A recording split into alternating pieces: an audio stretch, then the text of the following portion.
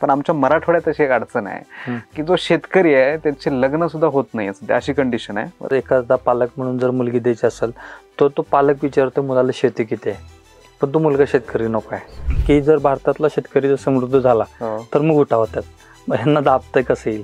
पण जर 80 किलोची तलवार ते उचलून जर युद्ध करायची क्षमता असेल तर मग त्या अन्नधान्यामध्ये किती सकसता असेल. तो DAP आपल्याकडे बनत नाही, युरिया आपल्याकडे बनत नाही. खताचं जे सगळं वितरण आहे ते फक्त रेल्वेच्या थ्रू केलं जातं. की शेतकरी हा शास्त्रज्ञ आहे, एका एकरात 6 लाखापासून 10 लाखापर्यंत कमवतो.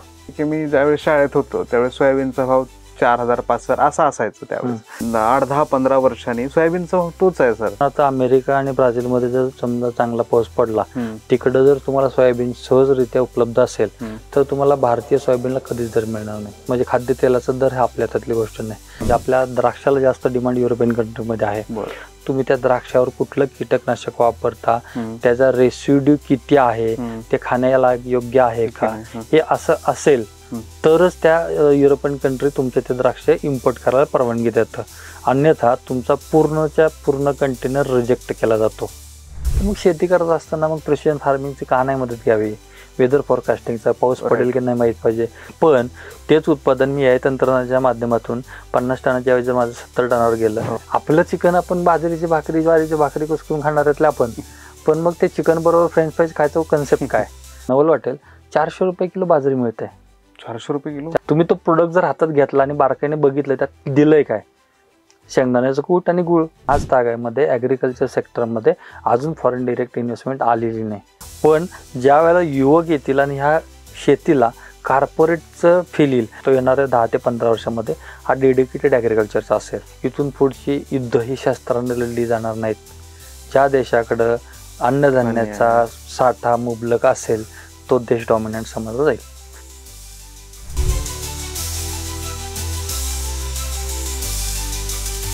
टाइम्स ऑफ डेमोक्रेसी TOD मराठीमध्ये मी ज्ञानेश्वर आपल्या सगळ्यांचं स्वागत करतो. आज मी एक विशेष पॉडकास्ट आपल्यासमोर घेऊन आलो आहे. भारतातली जी शेती आहे, भारतातली असेल, महाराष्ट्रातली असेल व जागतिक शेती आहे, त्यामध्ये घडणारे जे बदल आहेत.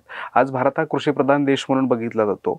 महाराष्ट्राकडे जर आपण ज्यावेळेस बघतो तर महाराष्ट्रातला इथला शेतकरी आणि इथली व्यवस्था काय आहे किंवा जागतिक व्यवस्था काय आहे. आता सध्या टेरिफचं एक जे नवीन कायदा जे आंतरराष्ट्रीय स्तरावर चालू आहे, या सगळ्या विषयावर बोलण्यासाठी आज माझ्यासोबत एक अशी व्यक्ती आहे ज्यांनी आपल्या ॲग्रिकल्चर सेक्टरमध्ये ज्यांचा खूप मोठा अभ्यास आहे, अनुभव आहे आणि स्वतः पालवी ॲग्रिको या कंपनीचे मॅनेजिंग डायरेक्टर आहेत. राहुल जाधव सर आपल्यासोबत आहेत. सर, मी तुमचं TOD मराठीमध्ये स्वागत करतो. हा पॉडकास्ट घेण्याचा उद्देशच असा आहे की काहीतरी वेगळं भारतातल्या लोकांना असेल किंवा महाराष्ट्रात, आपण महाराष्ट्रात आहे तर महाराष्ट्राची जी शेती आहे, इथला जो शेतकरी आहे किंवा भारतातला जो शेतकरी आहे, ती भारतीय शेती आहे, ह्या शेतीचा प्रवास कसा होता. म्हणजे आत्ता आपण स्वातंत्र्यापूर्व आणि स्वातंत्र्यानंतर म्हणजे शिवाजी महाराजापासून त्या अगोदर ह्याचं कसं तुम्ही डिफाईन कराल बरं. काय तुमचं काय अनालिसिस आहे याच्यावरती. आपण आता जर असं बघितलं की तुम्ही शिवाजी महाराजांच्यापासून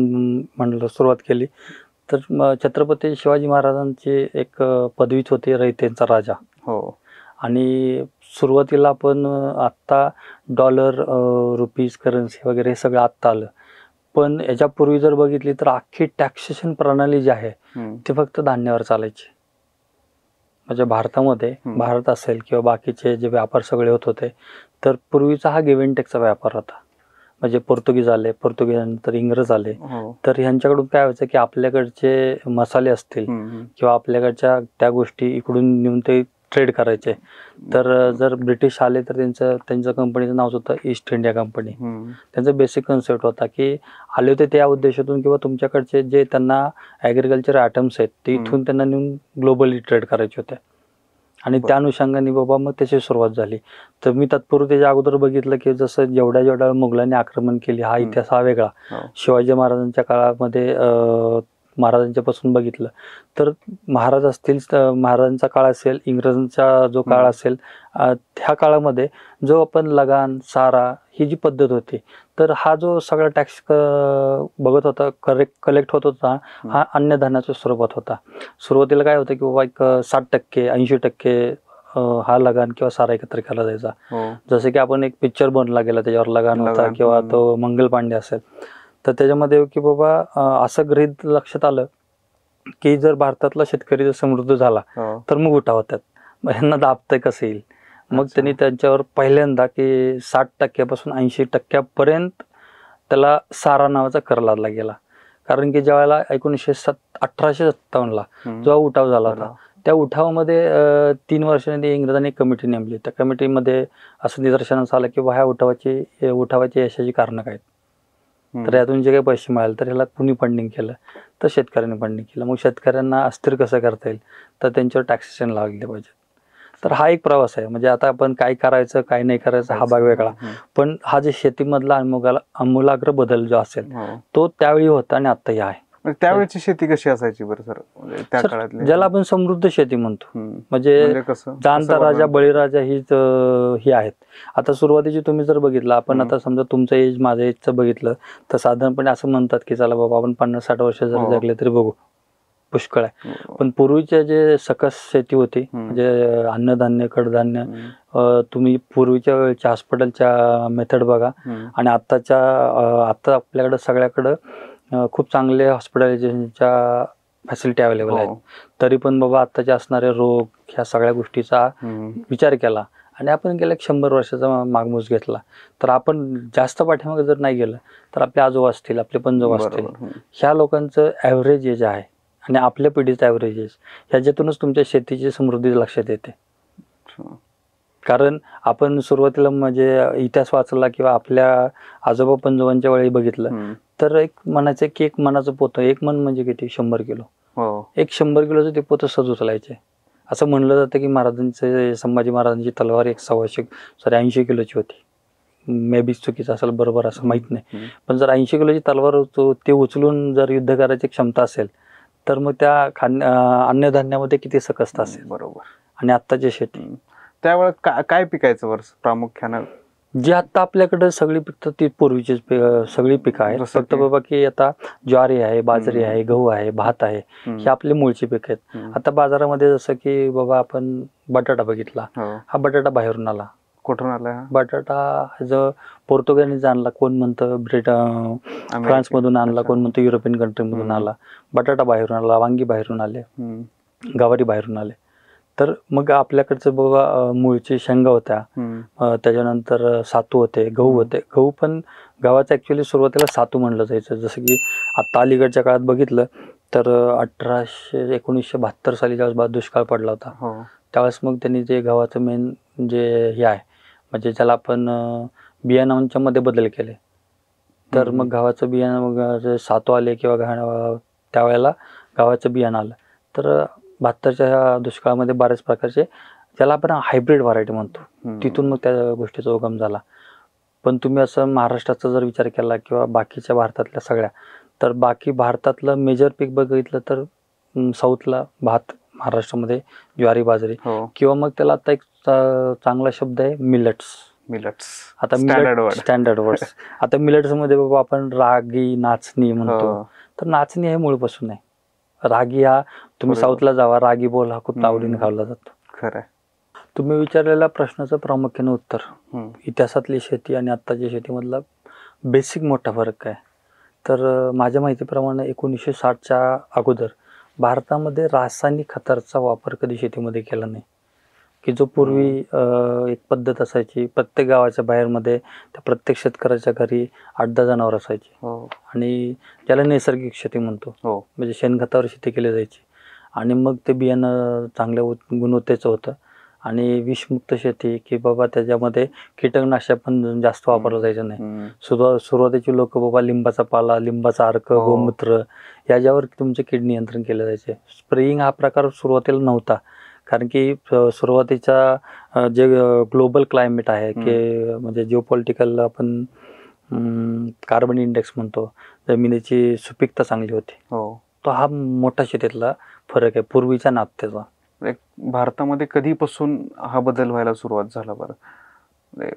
अगोदर तुम्ही सांगितलं की स्वातंत्र्यपूर्व काळात म्हणजे खात नव्हते, कीटकनाशक नव्हते, काहीच नव्हतं.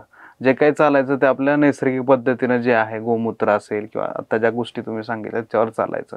पण भारतात अशा काय बदल होत गेले की पुढे आपल्याकडे रासायनिक खते आले, बी आले, स्प्रे आले वेगवेगळे?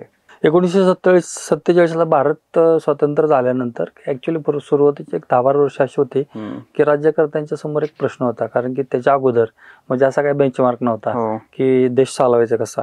पण सुरुवातीच्या 12-13 वर्षामध्ये काही गोष्टी अनुभवायला मिळाल्या, कारण की जसं की देशाची पॉप्युलेशन वाढते आणि पॉप्युलेशन वाढत असताना की बाबा तत्पूर्वी आपल्यावर आपण असं म्हणतो की इंग्रजांनी आपल्यावर 150 वर्ष राज्य केले. मग हा ऍक्च्युली आपल्या राज्यकर्त्यांसाठी तो हा एक मोठा चॅलेंजिंग सब्जेक्ट होता की मग त्यांनी पहिली हरित क्रांतीचं ठरवलं. तर हरित क्रांती कशासाठी आणायचं ठरवलं की बाबा लोकसंख्या वाढते आणि एक शासन म्हणून सगळ्यांना अन्नधान्याचा पुरवठा सुरळीत झाला पाहिजे. कारण जर आपण शेती करायची झाली असेल तर शेती मान्सूनवर डिपेंड आहे आणि जर तुमचा पाऊस काळ चांगला असेल तर शेती चांगली पिकते, अन्नधान्य चांगलं निघतं आणि मग पुरवठा चांगला होऊन जातो. पण तुम्ही एक साधारणपणे 10 वर्षाचा जर विचार केला तर 10 वर्षात असं लक्षात येतं की बाबा 2 वर्ष 4 वर्षात एकदा दुष्काळ येतो, 1 वर्ष अति पाऊस पडतो, 1 वर्ष उत्पादन चांगलं मिळतं, 4 वर्ष शेती संतुलित राहते. मग त्याने असा विचार केला की देशाची लोकसंख्या वाढते, अन्नधान्याच्या गरजा वाढतात आहे, मग बाबा थोडंसं शास्त्रोक्त शेती झाली पाहिजे. मग सगळ्यात सुरुवातीला की भारतातली पहिली कंपनी राष्ट्रीय केमिकल ऑफ फर्टिलायझर, राष्ट्रीय केमिकल ऑफ फर्टिलायझर आज पण त्याच कंपनीच्या मार्फत जे खताचा पुरवठा केला जातो. आणि आता जेवढं काही फर्टिलायझर सेगमेंट आहे तो control by central government of India only. आणि सगळ्यात महत्वाचं, आज आपल्या भारतामध्ये कुठल्याही रासायनिक खताची निर्मिती आज पण होत नाही. देशाला स्वातंत्र्य मिळून 79 वर्ष झाले आणि त्यावेळेला असं ठरलं की बा की तुम्ही किमान रासायनिक खतं जर वापरली, मग त्या काळामध्ये केंद्र सरकारच्या अखत्यारीमध्ये ही कंपनीची स्थापना झाली. आणि मग शेतीचं उत्पन्न कसं वाढवता येईल. मग मला जेवढं मी वाचलंय किंवा जेवढं मी सगळ्या गोष्टी ऐकल्या, तर त्या काळात त्या कंपनीची लोक गावात जायची आणि युरिया वापरा असं सांगून ते हे करायचे. तर त्या काळचे लोक म्हणायचे की नाही रे बाबा, पांढरं आम्ही कधी वापरलं नाही, शेतीमध्ये काय करावं लागेल. तर मग त्या काळात त्या कंपन्यांनी काय केलं की ते जर पाऊस चालू आहे तिथं जायचं, युरिया टाकायचा आणि मग चला युरिया टाकल्यानं पीक वाढतं, असं ज्यावेळेस ते हे झालं. त्यामुळे आज बघा तुमचा युरियाचा वापर एवढा प्रचंड वाढला की आता जसं की युरियाचा नरेटिव्ह त्यांनी त्यावेळेस सेट केला. राईट. आज तुम्ही बघितलं तर एकमेव शेतीमध्ये लागणारी गोष्ट अशी की युरिया लागतोच. आणि तो कधी सुद्धा बऱ्याच वेळेला असं होतं की तो ब्लॅकने सुद्धा घ्यावा लागतो. असं का बरं सर? कारण की काय होतं की हा जो खताचा पुरवठा आहे हा सगळं इम्पोर्ट केला जातं खत. आणि खत बनवणाऱ्या प्रामुख्यानं केंद्र सरकारच्या एक संलग्न आणि डायरेक्टली इनडायरेक्टली त्यांच्या कंपन्या 7-8 आहेत भारतामध्ये. आणि त्या खताचं जे सगळं वितरण आहे ते फक्त रेल्वेच्या थ्रू केलं जातं. आणि मग शेतीचा व्यवसाय हा 2 विभागामध्ये वाटला जातो, खरीप आणि रब्बी. आणि खरीप म्हणजे काय की ज्या वेळेला पाऊस असतोय, पेरण्या झाल्या पाहिजेत, मग त्यावेळेस युरियाचा मागणी जास्त असते, मग तो तुटवडा निर्माण होऊ नये म्हणून मग प्रत्येक वेळेला काय होतं की इम्पोर्टचे चॅलेंजेस ठरलेले असतात. आणि हे सगळं खतं इम्पोर्ट करत असताना पॉलिटिकल जे काय घटक त्याच्यावर हे करतात की जसं आता युक्रेनचं वॉर चाललंय, डॉलरचा रेट वाढला, त्याच्यानंतर डॉलरचा रेट वाढल्यामुळे मग ते कुठलंही ज्यावेळेस आपण फर्टिलायझर इम्पोर्ट करतो तर त्याचा मिनिमम 45 ते 60 दिवसाचा टॅट आहे. ते पहिल्यांदा त्याचं रॉ मटेरियल इथं येणार, मग त्याच्यावर त्या कंपन्या मॅन्युफॅक्चर करणार, पॅकिंग करणार आणि मग तुमच्या त्या राज्यात त्या गावात त्या जिल्ह्यामध्ये ते पोहोचवणार. मग हे सगळं पोहोचवत असताना आणि हा सबसिडीचा घटक आहे. त्यामुळे सबसिडीचा घटक असल्यामुळे युरियाचं प्रमाण वाढलं. मग 1960 ते अगदी 2025 पर्यंत तुम्ही कुठल्याही बघा, युरिया हा सगळ्यांना ज्ञात असणारा घटक आहे. आणि लोकांना आजही असं वाटतं की युरियाचा वापर युरियानं केले तरच माझी शेती होती. युरिया लागतो. म्हणजे प्रत्येक वेळेस सीझन आला जून महिन्यात तर युरियाचा तुटवडा अशा बातम्या येतातच की तुटवडा निर्माण झाला. त्याचं हे कारण आहे. आता या माध्यमातून समजतंय की बरेचसे चॅलेंजेस सरकारसमोर पण आहेत, या कंपन्यांसमोर पण आहेत. पण भारत असा का उत्पादक देश बनला नाही की जे स्वतः भारतातच आपण रासायनिक खताची निर्मिती करू? नाही, आता ते कसं असतं की आता बघा, म्हणजे जर तुम्हाला शेती करायची असेल तर युरिया फक्त एकमेव घटक नाही. म्हणजे आता काय होतं त्यातले मेजर 3 कॉम्पोनंट युरिया, सुफला आणि पोटॅश हे 3 घटक लागतात. आता 3 घटक त्यांनी त्या 1960 पासून प्रमोट करतात, त्यामुळे लोकांना असं वाटतं की तेच 3 घटक लागतात. पण आता बघा की जसं की केंद्र सरकारनं 2016 साली सॉइल हेल्थ मिशन म्हणून एक चालू केलंय. म्हणजे कारण त्याचं असं की आता ॲग्रिकल्चर डिपार्टमेंटला सेंट्रल गव्हर्नमेंटचं जे काही बजेट ठरलं जातं, उदाहरणार्थ बाबा समजा 1,000 रुपये जर ॲग्रिकल्चर डिपार्टमेंटला येणार असतील तर त्यातले जवळ 60 ते 70% सबसिडीमध्ये जातात. आता तुम्ही प्रश्न असा विचारला होता की याचं उत्पादन आपल्या भारतामध्ये काय होत नाही. आता जसं की हे सगळी खतं वगैरे आहेत, खतं आहेत काय, हे जमिनीतूनच काढतात, त्याला आपण मिनरल्स म्हणतो. मग त्या जिथं त्याचा जो सोर्स आहे, म्हणजे आता युरिया तो आमण्यापासून बनला जातो, त्याचे ज्या त्या कंट्रीमध्ये त्याचं इम्पोर्ट केलं जातं. आता उदाहरणार्थ की बाबा युक्रेन असेल किंवा फ्रान्स असेल, ब्राझील असेल, तर प्रामुख्याने इकडून त्याचा आयात होतो. DAP आपल्याकडे बनत नाही, युरिया आपल्याकडे बनत नाही. बाकीचे जे मिनरल्स आहेत, आता याच्या व्यतिरिक्त लागणारे मेजरली बोरॉन आहे, कॅल्शियम आहे, झिंक आहे, असे टोटल मॅक्रो आणि मायक्रो असे 13+5 असे 18 घटक लागतात शेतीला. पण आता काय होतं की बाबा जर सोयाबीनचं पीक करायचं असेल तर लोक फार फार ते युरिया, सुफला आणि पोटॅश वापरतात. पण तोच जर डाळिंब उत्पादक शेतकरी असेल तर मग त्या फळाचा आकार वाढला पाहिजे, त्या फळाला कलर आला पाहिजे, मग तिथं तो झिंक वापरेल, तिथं फेरस वापरेल, तिथं मॅग्नेशियम वापरेल. मग हे जे सगळे घटक आहेत हे मायनिंग मधून येतात. मग आपल्याकडचा मेजरली युरिया, सुफला आणि पोटॅशियम हे सगळे इम्पोर्ट केलं जातं. तुम्ही आता बोलताना हरित क्रांती झाल्या असं सांगितलं, पण नेमकं हरित क्रांती म्हणजे काय बरं सर? एक सोप्या भाषेत सांगायचं झालं ना, प्रत्येक पंचवार्षिक योजना म्हणूया त्याला, पण हरित क्रांतीची पंचवार्षिक योजना म्हणजे शासनाने एक स्ट्रॅटेजिक डिसिजन घेतला की येणाऱ्या 5 वर्षामध्ये ॲग्रिकल्चर ज्याला रिफॉर्मिश म्हणूयात, किंवा 5 वर्षापासून आपल्या देशाची गरज काय आहे, शेतीमध्ये बदल काय घेतला पाहिजेत. आणि आज आपण जे बघतोय 2025ला जे आहे डेव्हलपमेंट, तर ते असं नाही की ते एका दिवसात झाले. 1960 पासून त्या लोकांनी म्हणजे सरकार असेल की बाकीच्या कंपन्या असतील, ह्या लोकांनी प्रयत्न केले म्हणून ते आता आपण इथपर्यंत पोहोचलो. तर साधारणपणे दर 5 वर्षांनी एक पंचवार्षिक योजनेचं स्ट्रॅटेजी डिसाईड केली जाते, त्याला कोण हरित क्रांती म्हणतो. भारत आज कुठले कुठले घटक उत्पादित करतो बरं कृषी क्षेत्रामध्ये? कुठले घटक म्हणजे काय काय उत्पादित करतो?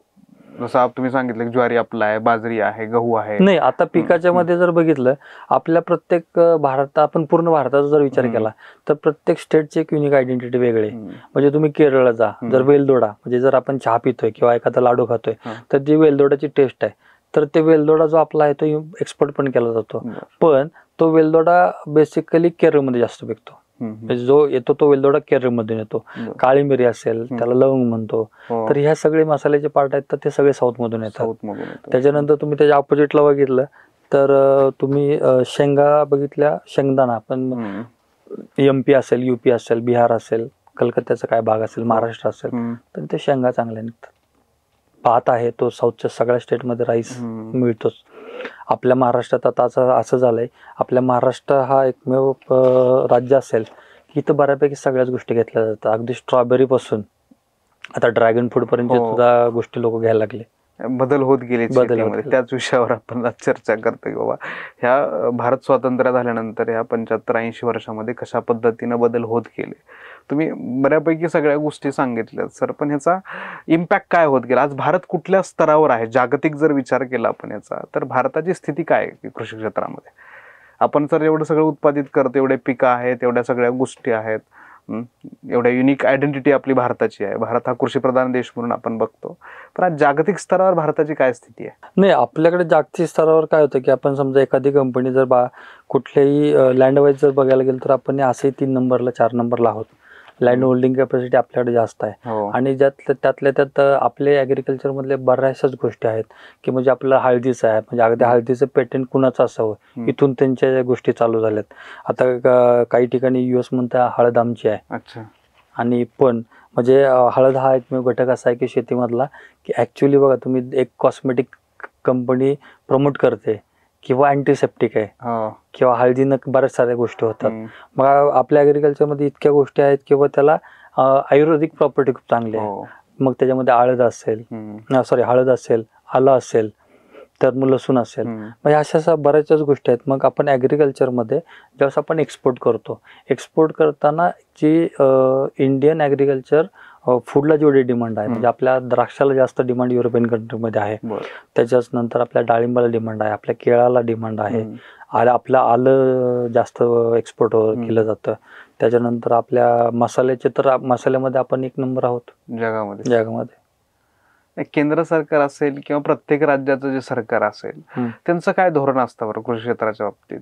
नाही, ऍक्च्युली ॲग्रिकल्चरमध्ये जे काही पॉलिसी डिसाईड केली जाते ती केंद्राच्या थ्रू केली जाते. म्हणजे राज्य सरकार तेवढं काय डिसिजन? राज्य सरकारचं डिसिजन तेवढं नाही, दोन्ही सरकार त्याच्यामध्ये ह्या पॉलिसी ठरवतात.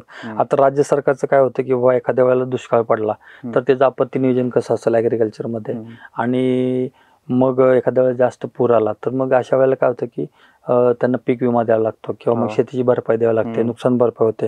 अशामध्ये राज्य सरकारचा मेजर रोल जातो. पण बाकीचे जे काही पॉलिसी ठरली जाते ॲग्रिकल्चरची ती केंद्राकडून ठरली जाते. आता आपण पॉलिसीजवर बोलत होतो त्यावेळेस की सरकारचे जे धोरणं आहेत, म्हणजे सरकार पीक कर्ज आपल्याला देतं, सरकार, तुम्ही सबसिडीचा एक उल्लेख केला की सरकार सबसिडी देतं, पण नेमकं काय की ह्याचं कसं आहे, त्याची प्लॅनिंग कशी असते बाबा? पीक कर्ज का दिलं पाहिजे, सबसिडी का दिली पाहिजे याच्यावरती? ऍक्च्युली सबसिडी देण्यापाठीमागचा उद्देश असा असतो की एक्झाम्पल किंवा देशाचे कृषी मंत्री पवारसाहेब असताना त्यांनी एक आपल्याकडं 2004 पासून त्याला आपण हरितगृह म्हणतो, म्हणजे ग्रीन हाऊस.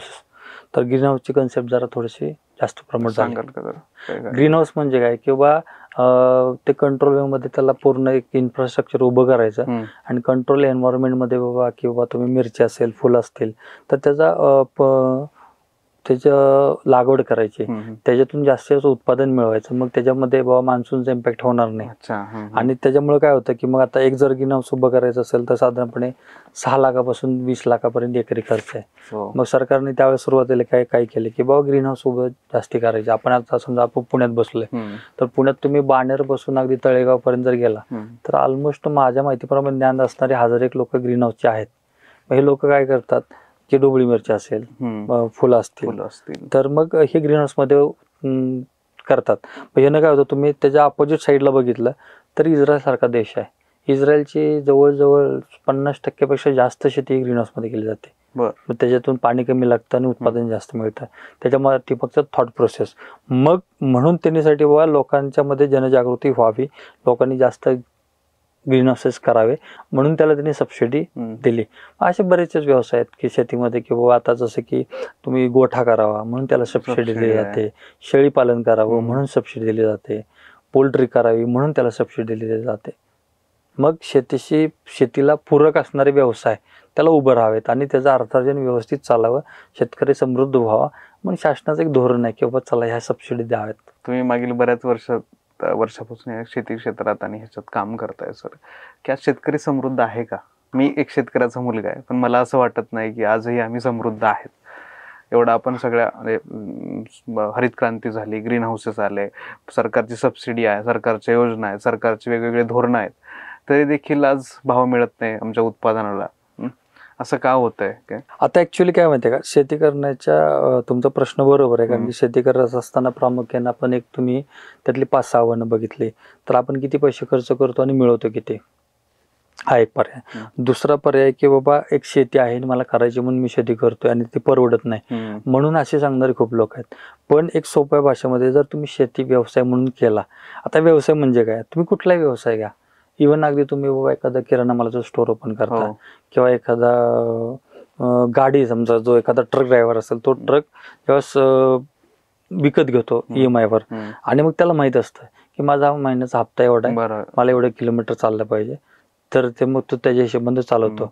पण मला एक शेतकरी दाखवा, म्हणजे सॉरी माझं चुकीचं वाक्य आहे कारण माझा चुकीचा मेसेज जाता कामा नये. जे शेतकरी तुम्ही पूर्ण व्यवसाय म्हणून शेती करतात की त्यांना माहिती आहे की बाबा आता बारामतीतल्या बारामतीमध्ये पेरू, डाळिंब, द्राक्षे, ते लोक बाबा तुम्ही एकरी किती खर्च करताय, त्यातून किती मिळवणार आहे, त्याची आवक किती आणि जावक किती. मला बाबा मी जर 1 लाख रुपये खर्च केले, आता साधारणपणे आपण केळाचं जर ह्या वर्षी बोललो तर सोलापूर आणि पुणे जिल्ह्यामध्ये केळाची प्रचंड लागवड वाढली. केळीचा साधारणपणे एकरी खर्च म्हणतात की अगदी रोपासकट 1.5 लाख रुपये केला जातो. आणि त्या केळामधून गेल्या 2 वर्षामध्ये 3 वर्षामध्ये अशी परिस्थिती आहे की तो एक शेतकरी मिनिमम एका एकरात 6 लाखापासून 10 लाखापर्यंत कमवतो. मग उत्पन्न. उत्पन्न. मग आता समजा शेती करत असताना की बाबा आपला भाग कुठला, आपल्याला काय पीक घेतलं पाहिजे आणि बाजारभाव कसे राहतील, मग ह्याचा अभ्यास करून ज्या त्या भागातल्या शेतकऱ्यांनी ठरवलं पाहिजे मला शेतीत मध्ये काय करायचंय, कोणतं पीक घ्यायचंय, मला त्यातून पैसे किती मिळणार आहेत. हे जर केलं तर मग तुमची शेती तोट्यामध्ये जात नाही. नक्कीच नाही, आता डिजिटल मुळे हे बऱ्याचशा गोष्टी कळायला लागल्यात, पण ह्याच्या अगोदर एवढं नव्हतं ना सर. ऍग्रिकल्चर आणि डिजिटलायझेशन याच्यामध्ये तुम्ही काय फरक बघता बरं, कसा त्याचा बदल होत गेला शेतीमध्ये? सर सगळ्यात महत्वाचं जर मी तर असं म्हणेन की करोना शापकी वरदान. कारण करोनानं जगाला काय दिलं तर डिजिटलायझेशन दिलं. तुम्ही बघा एखाद्या ग्रामीण भागातल्या पहिलीतल्या जो मुलगा होता आणि त्या मुलाच्या आईला त्यावेळेस कळालं की बाबा माझ्या मुलाची शाळा हे झूम कॉलवर होणार आहे. आणि मग कदाचित खूप साऱ्या कंपन्यांनी ठरवलं असतं की अख्ख्या भारताला एक डिजिटल मोडवर घेऊन येऊयात, तर ते अशक्यप्राय गोष्ट होती. पण ते करोनानं असं एका विदिन फ्रॅक्शन मध्ये दिलेलं ती देणगी होती, लोकांनी ते स्वीकारलं. त्याचा फायदा काय झाला आज बघा की करोना नंतर की जो पब्लिक डोमेन मध्ये एक डेटा ॲबिलिटी जे आहे की बाबा पीक संबंधित असेल, बाजारभाव संबंधित असेल, तो सहजरित्या उपलब्ध व्हायला लागला.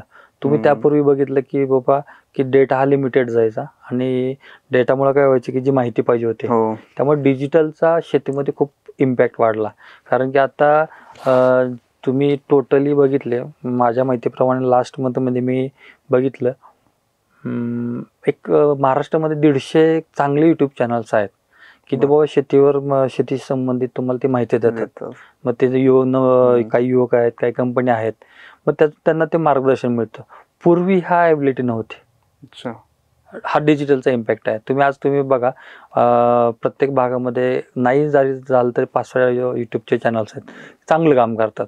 म्हणजे जे आपण जे निदर्शनास येतं आणि की ज्याची नोंद घेतली पाहिजे की बाबा तुम्हाला ते पीक कुठलं आहे, त्याची शास्त्रोक्त शेती कशी करावी, असे तुम्हाला डिजिटलवर आज डेटा ॲबिलिटी सहज उपलब्ध झाली. स्टडीज आहेत, बऱ्याचशा व्हिजिट्स पण त्याच्यामध्ये आपल्याला बघायला मिळतात. अनेक लोक असे इन्फ्लुएन्सर पण पुढे आलेत, ते दाखवत आहेत आणि तरुण वर्ग पण शेतीकडे चांगल्या पद्धतीने वळाला. आता अवेअर नाही, हा तुमचा जो प्रश्न आहे ना की तरुण वर्ग शेतीकडे वळाला, माझं तर म्हणजे माझा बघण्याचा असं आहे की आज शेतीमध्ये बघितलं ॲव्हरेज शेतकऱ्याचं वय आहे 35 ते 50. कारण तुम्ही जर बघितलं जोपर्यंत ही शेती किंवा हा शेती व्यवसाय ह्याच्यामध्ये 60-70% युवक येणार नाहीत, तोपर्यंत शेतीमध्ये जो कॉर्पोरेट फील आहे तो येणार नाही. कारण आज सुद्धा तुम्ही बघितलं की ग्रामीण भागामध्ये त्या शेती करत असताना की त्या शेतकऱ्याला माहीत नाही की बाबा मी पूर्ण क्रॉप कल्टिवेशन कसं करावं. आता उदाहरणार्थ तुम्ही विदर्भात जा, लातूरमध्ये जा, त्या लोकांना माहित आहे किंवा त्यांच्या अनुभवाच्या म्हणजे एक म्हणलं जातं ना की शेतकरी हा शास्त्रज्ञ आहे, म्हणजे तो त्याचे प्रयोग करत बसलेला असतोय की त्याच्या हिशोबाने त्याचे प्रयोग चालू असतात की बाबा मी असं केलं ना असं होणार आहे. पण जर तुम्हाला चांगलं उत्पादन घ्यायचं असेल तर ते शास्त्रोक्त शेती करायची असेल तर बाबा तुम्हाला त्या पद्धतीने तुमचा युवक इन्व्हॉल्व पाहिजे त्याच्यामध्ये. आणि मग आत्ताची जी पिढी आहे मग ते अजून सुद्धा आज तुम्ही एखाद्या ग्रामीण भागामध्ये एखाद्या शेतीच्या दुकानात जाऊन बघा, तो शेतकरी येतो आणि तो म्हणतो की बाबा मला ते लाल टोपणाचं औषध द्या. आता ह्याला काही अपवाद मग चांगले आहेत किंवा महाराष्ट्र त्याच्यामध्ये सरकारची भूमिका चांगली आहे. काही ठिकाणी द्राक्ष बागायतदार संघ आहेत, नाशिक सारखा भाग खूप चांगला ओळखला, तिथले शेतकरी इतके प्रगत आहेत की तुम्हाला अगदी त्या कंपनीचा ब्रँडपेक्षा त्या घटकात असणारा घटक त्या घटकाने त्याची मागणी केली जाते. मग नाशिक असेल, सांगली असेल, पश्चिम महाराष्ट्रातले अजून 1-2-3 जिल्हे आहेत की तिथला शेतकरी प्रगत आहे. पण जर तुम्ही पूर्ण महाराष्ट्राचा जर विचार केला की बाबा आपण द्राक्षे हे 2-3 जिल्ह्यामध्ये ठराविक ठिकाणी होतं, त्याच्यानंतर डाळिंब पण हे ठराविक ठिकाणीच होतं, पण द्राक्ष तुम्ही फळबागा जर सोडल्या तर मेन कापूस आणि सोयाबीन येतं. मग हा जास्त म्हणजे विदर्भातले 10 जिल्हे आणि मराठवाड्यातले 7 ते 8 जिल्हे, ह्या 18 जिल्ह्याचा जर तुम्ही विचार केला तर सोयाबीन आणि कापूस हे प्रामुख्याने 2 पीक आहेत. आणि ह्यांचा विचार करता मग तिथला शेतकरी समृद्ध झाला पाहिजे. मग त्या हिशोबाने तुमची इकोसिस्टम कशी उभी राहते आणि त्या हिशोबाने तुमचे जे काही रिफ्लेक्शन आहेत ते मॅटर करतात. सर आता आपण मराठवाड्याचा उल्लेख केला, विदर्भाचा उल्लेख केला. मराठवाड्यात जास्त सोयाबीन पिकतं, विदर्भात कापूस पिकतो. हे सोयाबीन मूळतः भारतीय आहे? नाही, सोयाबीन हे US वरून आलेलं आहे. US वरून आले. हा. कधी आले बरं सर भारतात ते? त्याचं सांगता येणं शक्य नाही, पण आता जर तेलबिया म्हणतो, कारण की आपण जर पूर्वीच्या आपल्या तेलबिया बघितलं तर सूर्यफूल तेल असेल, हो. चवसाचं तेल असेल, शेंगदाण्याचं तेल असेल, पण मग करडी. करडीचं तेल असेल, तर ह्या तेलबिया आपल्या प्रामुख्याने होत्या. आणि अलीकडच्या एक साधारणपणे मला जेवढे ज्ञात आहे तर 1985-90 पासून एक संस्था होत्या किंवा आहे अजून सुद्धा, इंडो सोया असोसिएशन म्हणतात, अमेरिकन सोयाबीन असोसिएशन म्हणतात. आणि तुम्ही मराठवाड्यामध्ये बघितलं तर गेल्या 30 ते 35 वर्षामध्ये की सोयाबीनचा वापर वाढला, कमर्शियल क्रॉप म्हणून त्याकडे बघितलं जायला लागलं, त्यातून 2 पैसे मिळायला लागले. पण मग त्यांना काय होतं की तेलाची जी मागणी आहे, कारण की आज आपण बघितलं की आज जेवढं तुम्हाला शेंगदाणा तेल आणि सूर्यफूल तेल यापेक्षा जास्त जर काय मिळत असेल सहजरित्या तर सोयाबीन तेल. बरोबर. त्यामुळे मग सोयाबीनची गरज वाढली. आणि मग आज महाराष्ट्रामध्ये विदर्भातले 7 ते 8 जिल्हे असतील, विदर्भातले 4 ते 5 जिल्हे असतील, मराठवाड्यातले 8 जिल्हे आणि पश्चिम महाराष्ट्रातल्या 1-2 जिल्ह्यामध्ये, आता 3 जिल्ह्यामध्ये सोयाबीन व्हायला लागलं. आणि मग सोयाबीनवर आधारित बाबा आपण की ज्याला तेल निर्माते कंपन्या असतील, आता पूर्ण मराठवाड्यामध्ये सुरुवातीला 2च कंपन्या होत्या की बाबा तिथं जास्त तेलाचं उत्पादन केलं जायचं. आता पश्चिम महाराष्ट्रात 1-2 कंपन्या आहेत आणि मराठवाड्यामध्ये, तर ह्या 2 कंपन्या 4 कंपन्या चांगल्या मोठ्या प्रमाणात की जे नॅशनल लेवलला बाबा त्यांचा ब्रँड चालतो. तर असं ते तेलबियाच्या वर सोयाबीन प्रोसेसिंग करून ते तुम्हाला तेलाचा पुरवठा करतात. तुम्ही आता कमर्शियल सांगितलं की सोयाबीनमुळे कमर्शियलायझेशन झालं, पण मला आठवतं की मी ज्यावेळेस शाळेत होतो त्यावेळेस सोयाबीनचा भाव 4,000-5,000 असा असायचं त्यावेळेस. पण आताही म्हणजे जवळपास 8-10-15 वर्षांनी सोयाबीनचा भाव तोच आहे सर, 10 आणि 5,000वरच गेलाय. कोविडमध्ये मला वाटतं त्यावेळेस फक्त एक 10,000पर्यंत सोयाबीन गेलं होतं, पण त्याच्या पुढे सोयाबीन कधी सरकलं नाही. तर सोयाबीनचा एवढा मोठा आपण प्रोसेसिंग करतो, त्याच्यावर कंपन्या आहेत, तेलबिया म्हणून इकडं हे आहे, सगळ्यात जास्त कन्झम्पशन आहे, तरी देखील भाव का मिळत नाही? आता ह्याच्यावर काही गोष्टी बघा, 2 म्हणजे तुम्ही जर ह्या पूर्ण ह्याची एंटायर इकोसिस्टम जर समजून घेतली सोयाबीनची, तर आता त्याला एक सोपं उदाहरण सांगायचं झालं की आपण अंड आणि सोनं हे जे बाजारभाव रोज चढ उतार असतात, म्हणजे हे जे रोज डिक्लेअर होतात, कम्युनिटी मार्केट म्हणतात त्याला. कोणतं मार्केट? Community market. तसं तुम्ही बघा, सोन्याचा बाजारभाव जो आहे तो रोज सगळ्या तुम्हाला 9-10-11 वाजता तो पेपरला येतो. अंड्याचा भाव पण तसाच येतो. तसं सोयाबीनचा भाव जे आहे त्याला कम्युनिटी मार्केट म्हणतात.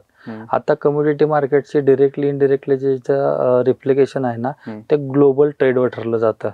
आता उदाहरणार्थ अमेरिका आणि ब्राझीलमध्ये जर समजा चांगला पाऊस पडला, तिकडं जर तुम्हाला सोयाबीन सहजरित्या उपलब्ध असेल तर तुम्हाला भारतीय सोयाबीनला कधीच दर मिळणार नाही. पण तिकडं दुष्काळ पडला आणि इकडं तुमच्याकडे चांगला पाऊस असेल तर बाबा मग इकडचे तुम्हाला मध्ये जे कोरोना नंतर 1 वर्ष अगदी 7-8 हजारापर्यंत बाजारभाव गेले होते. आता तुम्ही ह्याच्या उलट बघा की तुम्ही गुगल करा, एक सोपा प्रश्न आहे की बाबा आपण भारताला जेवढं तेल लागतं, म्हणजे साधारणपणे 2011च्या जनगणनेनुसार हा पब्लिक डोमेन मधला डेटा सांगतो, 146 करोड आपली लोकसंख्या आहे. आणि आपलं कुठलंही घर असं नसेल की त्या घरात खाद्यतेल लागत नाही. मग आपल्या देशाच्या जनगणनेला जेवढं लागणार, लोकसंख्येला जेवढं लागणार खाद्यतेल आहे, त्यापैकी आपण फक्त 60% आपण खाद्यतेल आपण निर्माण करतो. बाकीचं 40% खाद्यतेल हे इम्पोर्ट केलं जातं. म्हणजे देशातल्या एवढ्या लोकसंख्येला फक्त 60% तेल भारत उत्पादित करतो. राईट. आणि उर्वरित 40% आपण आयात करतो. राईट. मग ह्या आयातीमध्ये सुद्धा जास्त काय आहे, त्याच्यामध्ये पाम ऑइल बेस आहे, पाम तेल जास्त आयात केलं जातं. पामच्या बिया आयात केल्या जातात, काय पॅकेजिंग मध्ये केलं जातं, काय त्या शासनाच्या धोरणाप्रमाणे ते होतं किंवा त्या कंपनीच्या धोरणाप्रमाणे होतं. मग ही जर अशी परिस्थिती बघितली तर मग आपल्या सोयाबीनला जास्त दर मिळाला पाहिजे. पण होतं काय की हे जे आंतरराष्ट्रीय व्यापार ज्याला आपण म्हणलं जातो, कारण की ज्या वेळेला नरसिंहराव आणि मनमोहन सिंगाने 1992ला ग्लोबल ट्रेड एक्सेप्टन्स केला, तर मग ते जागतिक बाजारपेठेमध्ये जो काय ट्रेंड चाललाय तर त्या ट्रेडला अनुसरून, म्हणजे जसं की बाबा पेट्रोलचा दर, डिझेलचा दर, सोन्याचा दर हे आपल्या हातातली गोष्ट नाही, तसं खाद्याचा दर म्हणजे खाद्यतेलाचा दर हा आपल्या हातातली गोष्ट नाही. त्यामुळे मग खाद्यतेल बनते कशापासून? सोयाबीन. तर हा सोयाबीन त्यातला एक मेजर कॉम्पोनंट आहे. आता उलट्या बाजूला बघितलं तर सोयाबीन पासून बाबा जोपर्यंत त्याचे बाकीचे जे बाय प्रोडक्ट्स आहेत, तर आता सोयाबीन पासून एक डांबर पण बनलं जातं. डांबर बनतं? हा. सोयाबीन तुम्ही आता जो अंगाला लावणारा साबण आहे तुम्ही बघितला कुठल्याही कंपनीचा घ्या, त्यावेळेस तो साबण घासला जातो आणि तो बरोबर जे साबण संपायला येतो तिथं आतमध्ये तुम्हाला असं म्हणजे एक असं गिळगिळीत लागतं. तर ते काय असं सोयाबीनचा बेस आहे. विदाऊट सोयाबीनच्या बेस शिवाय तुमचं सोप बनू शकत नाही. अच्छा. मग दुसरी नाण्याची बाजू काय, तर सोयाबीनला दर मिळतोय का, नाही. तर त्याच्यामध्ये ग्लोबल ट्रेड इम्पॅक्ट करतं. सरकारचं धोरण कुठंतरी कमी पडत आहे का? नाही, आता काय आहे की इथल्या सरकारला काय वाटतं हे महत्वापेक्षा की आता बरंच काय झालं की त्याला डॉलर इम्पॅक्ट द्यायला म्हणतो आपण, पेट्रो डॉलर इम्पॅक्ट म्हणतो. मग बाहेर काय चाललंय तुमच्याकडे, बाहेरचे ट्रेंड काय आहेत आणि तो ट्रेंड आपल्याला दरवर्षी सोयाबीनवर, मग सोयाबीनचा बाजारभावाचा चढ उतार जो होतो तो आपल्यापेक्षा ग्लोबल ट्रेडच्या इम्पॅक्टवर ते ठरलं जातं. त्याच्यामुळे सोयाबीनला भाव मिळत नाही. सोपं आहे सर, सोपं आहे. आणि त्यांचे जर बघितलं तर आपला मान्सून कधी येतो, त्यांचा मान्सून कधी येतं, आपल्याकडं स्टोरेज किती आहे, त्यांच्याकडं स्टोरेज किती आहे. आता एक सोप्या भाषेत अजून एक सांगायचं झालं तर बाबा की काय होतं की 2 ते 3 वर्षातनं 100% दुष्काळ. आता अलीकडचा लेटेस्ट मधला जर बघितला 2022-23ला बऱ्यापैकी दुष्काळ होता. आणि मग अशा वेळेला काय होतं की तुमचं सोयाबीन उत्पादन कमी झालं की मग तुमची मागणी तर तेवढीच आहे, स्टॅग्नंट आहे. मग त्यावेळेस सरकारला ठरवावं लागतं की आपल्याकडे स्टॉक किती शिल्लक आहे, आपल्याला इम्पोर्ट किती करावं लागणार आहे. कारण ह्याच्यामध्ये तुम्हाला जिथं इसेन्शियल सर्व्हिसेसमध्ये ॲग्रिकल्चर हे पहिल्यांदा येतं. कारण की म्हणजे फूड साठीच्या ज्या पॉलिसी आहेत ना ते एकदम स्ट्रिक्ट आहेत. म्हणजे आपल्याला असं वाटतं की सरकार दर देत नाही, पण ह्याच्या पाठीमागचं जे एंटायर इकोसिस्टम बघितलं एक सोप्या भाषेमध्ये, जसं तुम्ही म्हणजे मी लहान असताना तर ती बातमी ऐकली होती की प्रत्येक रेल्वे स्टेशनवरून जर गहू इम्पोर्ट झाला, भात इम्पोर्ट झाला तर ते अक्षरशः तो गहू रेल्वे स्टेशनवर सडायचा. तुम्ही मला ह्या गेल्या 10 वर्षातली एक बातमी दाखवा की कुठल्या रेल्वे स्टेशनवर गहू सडलाय. नाही. किंवा पूर्वी असं असायचं की पूर्वी म्हणण्यापेक्षा गेल्या 20-25 वर्ष पाठीमागे जावा की आंध्र प्रदेशामध्ये ते सरकार तुम्हाला 2 रुपये किलो गहू द्यायचं, 2 रुपये किलो भात द्यायचं. आता दाखवा तुम्ही 2 रुपये किलोचा भाव, कुठलंच नाही.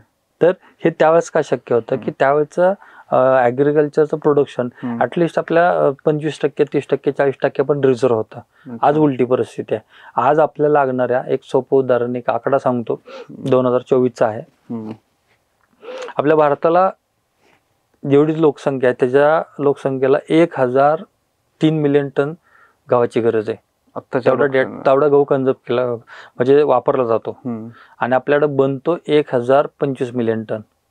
म्हणजे जेवढा बनतो, जेवढं उत्पादन होतं त्याच्या फक्त 20% आपल्याकडे रिझर्व्ह आहे. आणि आपल्या भारतामध्ये जर तुम्ही वेअर हाऊसेसचे बघितले, मग ते शासकीय वेअर हाऊसेस असतील, सहकारी असतील, खाजगी असतील, ते 90 मिलियन मेट्रिक टनचे आहे. त्यामुळं आता सरकारनं बघा, सरकारचं धोरण आहे की केंद्र सरकारचं येणाऱ्या 10 वर्षामध्ये तुमचे स्टोरेज कॅपॅसिटी जास्त पाहिजे. त्याचं कारण असं आहे की तुमच्या सगळ्या गोष्टीला पर्याय आहे. म्हणजे तुम्ही मोबाईल अगदी तुम्ही लँडलाईन पासून बघा, म्हणजे मी त्या पिढीतला असं म्हणायला हरकत नाही की बाबा पूर्वी मी एका छोट्या खेडेगावात आलोय, आमच्या अख्ख्या गावामध्ये एक लँडलाईन असायचा. काही जर निरोप आला म्हणजे समजा त्या घरात तुम्हाला जर बातमी द्यायची असेल, तुमचं कोण आनंदाची दुःखाची बातमी असेल तर मग ते त्यांच्या एकाच घरात फोन यायचा, मग तिथून मग पेजर आले, मग तुमचे मोबाईल आले, मग तुमचा कलर डिस्प्ले आला, मग अँड्रॉइड आले, आता iOS आलं. पण ह्या सगळ्या गोष्टीमध्ये तुम्ही टेक्नॉलॉजी ड्रिव्हन झाली. पण जर तुम्हाला ज्वारी खायची असेल, ज्वारीची भाकरी खायची असेल तर ते कुठल्या तरी शेतकऱ्याने ज्वारी पेरावी लागेल, तिला ते उगवावे लागेल, मग पूर्ण त्याला ते जपणं, काढणीपासून रासणीपर्यंत आणि ते मार्केटमध्ये. ह्याला शेतीला पर्याय नाही, ते शेती करावीच लागेल. अन्न खायचं असेल काहीच, म्हणजे तुम्हाला अन्नाशी संबंधित गहू असेल, ज्वारी असेल, बाजरी असेल किंवा बाकीचे घटक असतील तर शेतीला पर्याय नाही. त्याला म्हणजे तुम्ही ह्याच्यामध्ये टेक्नॉलॉजी काय आणता. मध्ये असा फरक होता की काही जणांनी प्रयत्न केले की तुम्ही सोयाबीन पासून दूध तयार करण्याचा प्रयत्न आहे, त्याला सोया मिल्क पण आलं, बरोबर, पण त्याला तेवढी व्हॅलिडिटी नाही. त्याच्यात जास्त प्रोटीन आहे असं म्हटलं जातं. नॉनव्हेजच्या कम्पेअर जर आपण केलं तर मध्ये बऱ्याचशा अशा न्यूज पण आल्या होत्या किंवा स्टडी पण आल्या होत्या की सोयाबीन पासून बरेचसे कितीतरी क्वांटिटीमध्ये प्रोडक्ट्स बनवले जातात, बिस्किट बनवले जातात, जनावरांचं खाद्य बनवलं जातं, दूध बनवलं जातं, टोफू बनवला जातो. आता सोयाबीनचा मेन घटक जर बघितलं तर त्याला DOC म्हणतात. म्हणजे जेव्हा सोयाबीनचं पूर्ण तेल काढून जर उरलेला घटक आहे त्याला डी ऑइल केक. त्या डी ऑइल केक जर बनवतं हे कशात वापरलं जातं तर पोल्ट्री खाद्य, बेसिकली. अच्छा. कारण की डी ऑइल केकची कॉस्टिंग खूप राहते. कारण की ज्यावेळेस तुम्ही तेल काढण्याची 3 पद्धती, एक नॉर्मल ज्याला आपण पूर्वी घाणा पद्धत म्हणायचो, त्याच्यानंतर हायड्रोलिक प्रेशर आला आणि सॉल्व्हंट एक्स्ट्रॅक्शन. सॉल्व्हंट एक्स्ट्रॅक्शन मध्ये ज्यावेळेस तुम्ही पूर्ण सोयाबीन त्या सॉल्व्हंट मध्ये टाकता, तिथं ते डायल्यूट होतं, ऑइल सेपरेट होतं आणि पावडर सेपरेट होते.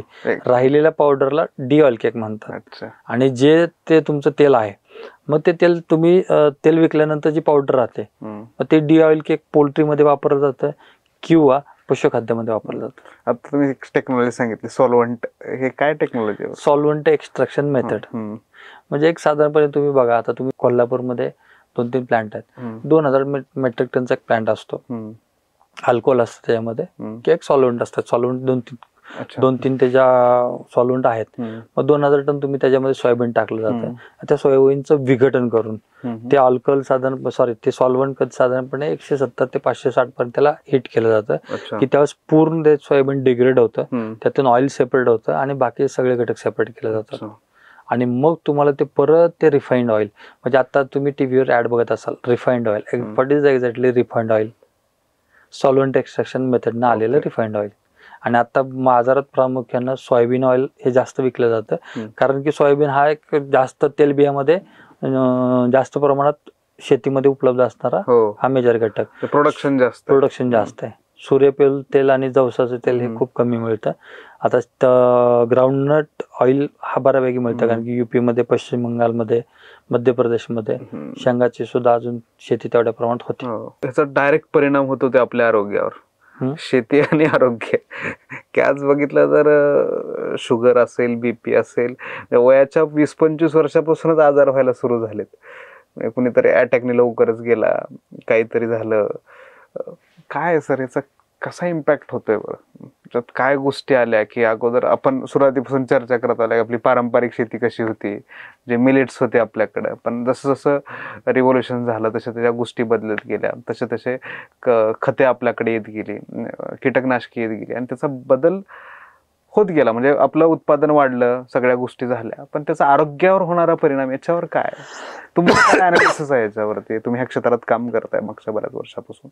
आता शेतीमध्ये जे बऱ्याच प्रकारचे पेस्टिसाइड वापरले जातात किंवा बाकीचे घटक वापरले जातात, तर त्याचा मानवी आरोग्यावर परिणाम होतो का? 100% हा होतो.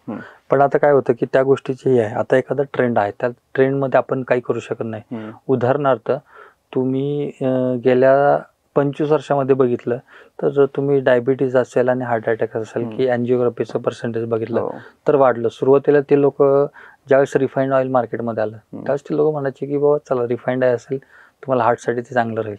पण आता उलटं झालं की म्हणजे 90 पासून 2010 पर्यंत असा कालावधी होता की रिफाईंड ऑइलचं जास्त प्रमोशन केलं जायचं. आणि आता लोक ते प्रमोशन आणायला लागले की मग आमच्याकडे घाण्याचं तेल मिळतंय, परत फर्स्ट मेथड यायला लागली. आणि आता तर बऱ्याच कंपन्या अशा आहेत की बाबा तुम्हाला ते तुम्ही छोटा घाणा म्हणजे मिनी घाणा म्हणून तुम्हाला द्यायला लागले. तर मग हा जो ट्रेंड आहे तो त्याच्याबरोबर ग्लोबल ट्रेंड मी असंही म्हणेन त्याला, किंवा वर्ल्ड हेल्थ ऑर्गनायझेशन ते पण त्याच्यावर काम करत आहे की आता आपण तुम्ही नाण्याची दुसरी जर बाजू बघितली, आता कुठलाही भाजीपाला घ्या, त्यावेळेस भाजीपाल्यावर आपण एखादं कीटकनाशक वापरतो तर काही पॉलिसी आहेत ना त्या आपल्या सेंट्रल गव्हर्नमेंटच्या इम्पॅक्टमध्ये येतात, त्यावर मी बोलणं उचित नाही. उदाहरणासाठी आपल्याकडचे नाशिकचे द्राक्षे हे युरोपियन कंट्रीमध्ये एक्सपोर्ट केले जातात, त्यासाठी त्याला गॅप सर्टिफिकेट म्हणतात. जर तुम्ही त्या द्राक्षावर कुठलं कीटकनाशक वापरता, त्याचा रेसिड्यू किती आहे, ते खाण्याला योग्य आहे का, हे असं असेल तरच त्या युरोपियन कंट्री तुमचे ते द्राक्ष इम्पोर्ट करायला परवानगी देतं. अन्यथा तुमचा पूर्णच्या पूर्ण कंटेनर रिजेक्ट केला जातो. अजून आपल्या शासनानं आपल्या भारतामध्ये ती प्रथा तेवढी लागू नाही केली की तुम्ही एखादं औषध वापरल्यानंतर त्या औषधाचा रेसिड्यू, म्हणजे त्या औषध तुम्ही एखाद्या पिकावर मारलं तर त्यातला घटक तो किती काळ त्या पिकावर राहील, किंवा त्या समजा उदाहरणार्थ तुम्ही तुरीवर एक कीटकनाशक मारलं तर ते कीटकनाशक त्या तुरीच्या डाळीमध्ये आलं आणि ते तुरीची डाळ ते किती काळ न खाल्ल्यानंतर त्याच्यामध्ये तो किती अंश सापडतो. आता मध्ये एक मी त्या कंपनीचं नाव घेणं योग्य नाही की आपले मसाले होतात, म्हणजे आपले मसाले एक्सपोर्ट केले जातात. आता ते मग कोण म्हणतं माझा चिकन मसाला आहे, कोण म्हणतं माझा फिश मसाला आहे. मग त्या मसाल्यांच्या मध्ये पेस्टिसाइडचं प्रमाण आढळल्यामुळं त्या मसाल्याच्या कंपनीला नोटीस आली, हे तुमच्या मसाल्यातलं पेस्टिसाइडचं कंटेंट हे कमी करा, अन्यथा आम्ही तुमच्या या मसाले विकायला परवानगी नाही देणार. म्हणजे काही देशामध्ये त्यांचे एवढे नियम कडक आहेत. आता तुम्ही अरेबियन कंट्रीमध्ये बघा, नॉर्मल त्याचा एक्सपोर्टला काही प्रॉब्लेम होत नाही. आता केळी 2 प्रकारे पिकवली जाते, एक त्या चेंबरमध्ये पिकवली जाते आणि एक नॉर्मल पद्धतीनं. तर तुम्हाला कमर्शियल केळी करायची असेल तर ते तुम्हाला केमिकलनंच पिकवावे लागते. त्या केळीला तुम्ही अरेबियन कंट्रीमध्ये प्रचंड मागणी आहे कमर्शियल केळीला. पण तुम्ही ते युरोपियनला जावा, युरोपियन मार्केटला जर आंबा तुमच्या त्या ह्याच्यामध्ये पिकवला असेल तर ते नॉर्म्स आहेत. तुम्हाला तो कुठला घटक आहे त्याच्यामध्ये तुमचं पूर्ण सर्टिफिकेशन आलं का तरच तुम्हाला तुमच्या इम्पोर्टला परवानगी दिली जाते, अन्यथा नाही. तुम्ही नाशिकमध्ये जा, अक्षर नाशिकमध्ये त्यांचे लॅब आहेत. तुम्ही ते द्राक्ष पिकलं म्हणजे द्राक्ष ज्यावेळेस तुम्ही एक्सपोर्टसाठी रेडी होतं, पहिल्यांदा त्याचे सर्टिफिकेशन केलं जातं की 167 केमिकल आहेत गॅप सर्टिफिकेशनमध्ये. अच्छा, त्याचा रेसिड्यू आहे का हे चेक केलं जातं, तर ते द्राक्ष युरोपियन कंट्रीमध्ये जातात. तुमच्याकडे काही असा आकडा आहे का सर की महाराष्ट्र किंवा भारत किती एक्सपोर्ट करतो द्राक्षाच्या बाबतीत जर विचार केला? नाही, आता हा आकडा जो आहे ना तो दरवर्षी फ्लक्च्युएट होतो, व्हेरिएशन होतं. का होतं तर तुम्ही उलट बघितलं, गेल्या 10 वर्षामधले द्राक्षाचं प्रमाण नाशिकमधलं आणि सांगलीमधलं कमी होत चाललं. तर का तर त्याच्यामध्ये द्राक्षाचं एकतर एक्सपोर्टचे दरवर्षी नियम कडक होतात आहे, प्लस द्राक्षे जर पिकवायचे असतील ना तर नैसर्गिक हवामानाचा जो बदल आहे किंवा हवामानाचे जे चॅलेंजेस आहेत त्यामुळे द्राक्षाची शेती ही चॅलेंजिंग होत चाललेली आहे दिवसेंदिवस, डे बाय डे. कारण तुम्ही दिपवळीपासून, कारण की द्राक्ष जे मेजरली स्टार्ट होतं त्याला ऑगस्ट किंवा सप्टेंबर छाटणी म्हणतात, आणि नेमकं ते थंडीच्या दिवसात कधी जर पाऊस पडला तर द्राक्षाचा शेतकरी रोज दिवसात फवारणी करत असतो.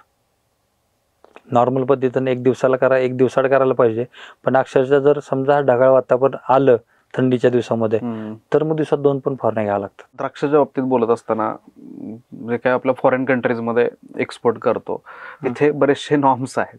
तिथलं गव्हर्नमेंट एवढं तिथल्या लोकांच्या आरोग्याची काळजी घेतं, तसं आपलं गव्हर्नमेंट घेत नाही. काय आहे सर, काय लूपहॉल्स आहेत का ह्याच्यामध्ये, असं काय? नाही, ऍक्च्युली अशा बऱ्याच गोष्टी आहेत. आता ऍक्च्युली शासनावर मी बोलण्यात मी मोठा नाही, शासनाच्या काय पॉलिसी असाव्यात, पण हा WHO हेल्थ ऑर्गनायझेशनचे काय नामांकन आहेत. मग आपण असं गृहीत धरा की आपण बदलतोय का? हा 100% बदलतोय, पण अजून पूर्ण बदल दिसायला, जसे की आता युरोपियन कंट्रीमध्ये काय आपल्याकडे नॉर्म्स आहेत, किंवा त्याला एक सोप्या भाषेत सांगायला झालं तर रेसिड्युअल इम्पॅक्ट, म्हणजे तुम्ही कुठलं औषध वापरलं तर कुठल्या औषधाचा रेसिड्यू तुमच्या त्या अन्नामध्ये येणार नाही आणि तो तुमच्या शरीराला अपायकारक राहणार नाही. तसं आता रिसेंटली माझ्या माहितीप्रमाणे दरवर्षी शासन काही औषधं बॅन करते आणि काही औषधं नवीन ऍड करते. असं काही होत नाही की बाबा काय शासन काहीच प्रयत्न करत नाही. आपल्या केंद्र शासनाचं सेंट्रल इन्सेक्टिसाइड बोर्ड म्हणून एक खातं आहे, ते दरवर्षी ठरवतं की बाबा शेतीला कुठल्या औषधांना परवानगी द्यायची आणि कुठल्या औषधांना नाही करायची. आणि गेल्या 10 वर्षामध्ये तो कल खूप वाढला ऍक्च्युली, की ज्या गोष्टीमध्ये रेसिड्यू येतोय तो नाही यायला पाहिजे. तर ते आपल्यात काम पूर्णच नाही असं मी म्हणू शकत नाही, काम खूप चांगलं चालू झालंय. आता बऱ्याच औषधावर बघा म्हणजे शासनानं बंधनकारक टाकलंय. म्हणजे तुम्ही आता ज्यावेळेस मेडिकलमध्ये जाता, एखादं औषध घेता, तर त्या स्पष्ट भाषेत लिहिलेलं असतं की त्याचा रेसिड्युअल इम्पॅक्ट किती आहे. म्हणजे लेबलिंग मध्ये जातं. तसे काही कीटकनाशक आहेत त्याच्यावर पण तुम्हाला द्यावं लागतं की ह्याचा रेसिड्युअल इम्पॅक्ट किती आहे. त्याच्यानंतर बाबा काही गाई म्हशीचे औषध आहेत त्यावर सुद्धा लिहिलं जातं, जर ते औषध त्या गाईला खायला घातलं तर ते दुधातून किती उतरणार आहे आणि मग ते दूध पिताना योग्य आहे की नाही, हे स्पष्ट भाषेमध्ये शासनाची नामांकन आहेत त्याच्यावर. पण हे पूर्ण अजून अंमलात यायला, म्हणजे आपण युरोपची तुलना करायला आपल्याला 10 वर्षाचा कालावधी लागेल त्यांची तुलना करायला. पण तुम्ही सांगितल्या पद्धतीने आपल्या देशात पण काम चांगलं चालू झालं, ही चांगली गोष्ट आहे सगळ्यांसाठी. पण नाशिकचा उल्लेख करत असताना, द्राक्षाचा उल्लेख, तसा नाशिकचा उल्लेख करत असताना कांदा हा प्रामुख्याने येतोच. कांदा उत्पादन करणारा एक प्रमुख जिल्हा म्हणून नाशिककडे बघितलं जातं. पण तिथं पण बरेचसे आंदोलनं होतात, बऱ्याच गोष्टी होतात, कांद्याला भाव मिळत नाही. वारंवार शेतकऱ्यांचा नाशिक भागात कुठला राजकीय नेता गेला की ते कांद्यावर सुरू होतं. कांदा काय इम्पॅक्ट करतो बरं सर एवढा? आता ऍक्च्युली बघा, म्हणजे ते कांदा म्हणतात की तुम्ही कांदा कापता त्यावेळेस ते रडतोय, म्हणजे ते कांद्यातलं जे रडू येतं, मग तोच कांदा शेतकऱ्यांना हसवतो कधी जर चांगले रेट मिळाले तर, आणि तोच कांदा रडवतो कधी जर त्या शेतकऱ्यांना नाही रेट मिळालं तर. पण मला असं वाटतं की आज मी शेतकऱ्याचा मुलगा म्हणून तर कांद्याला रेट मिळाला पाहिजे का? हा मिळालाच पाहिजे.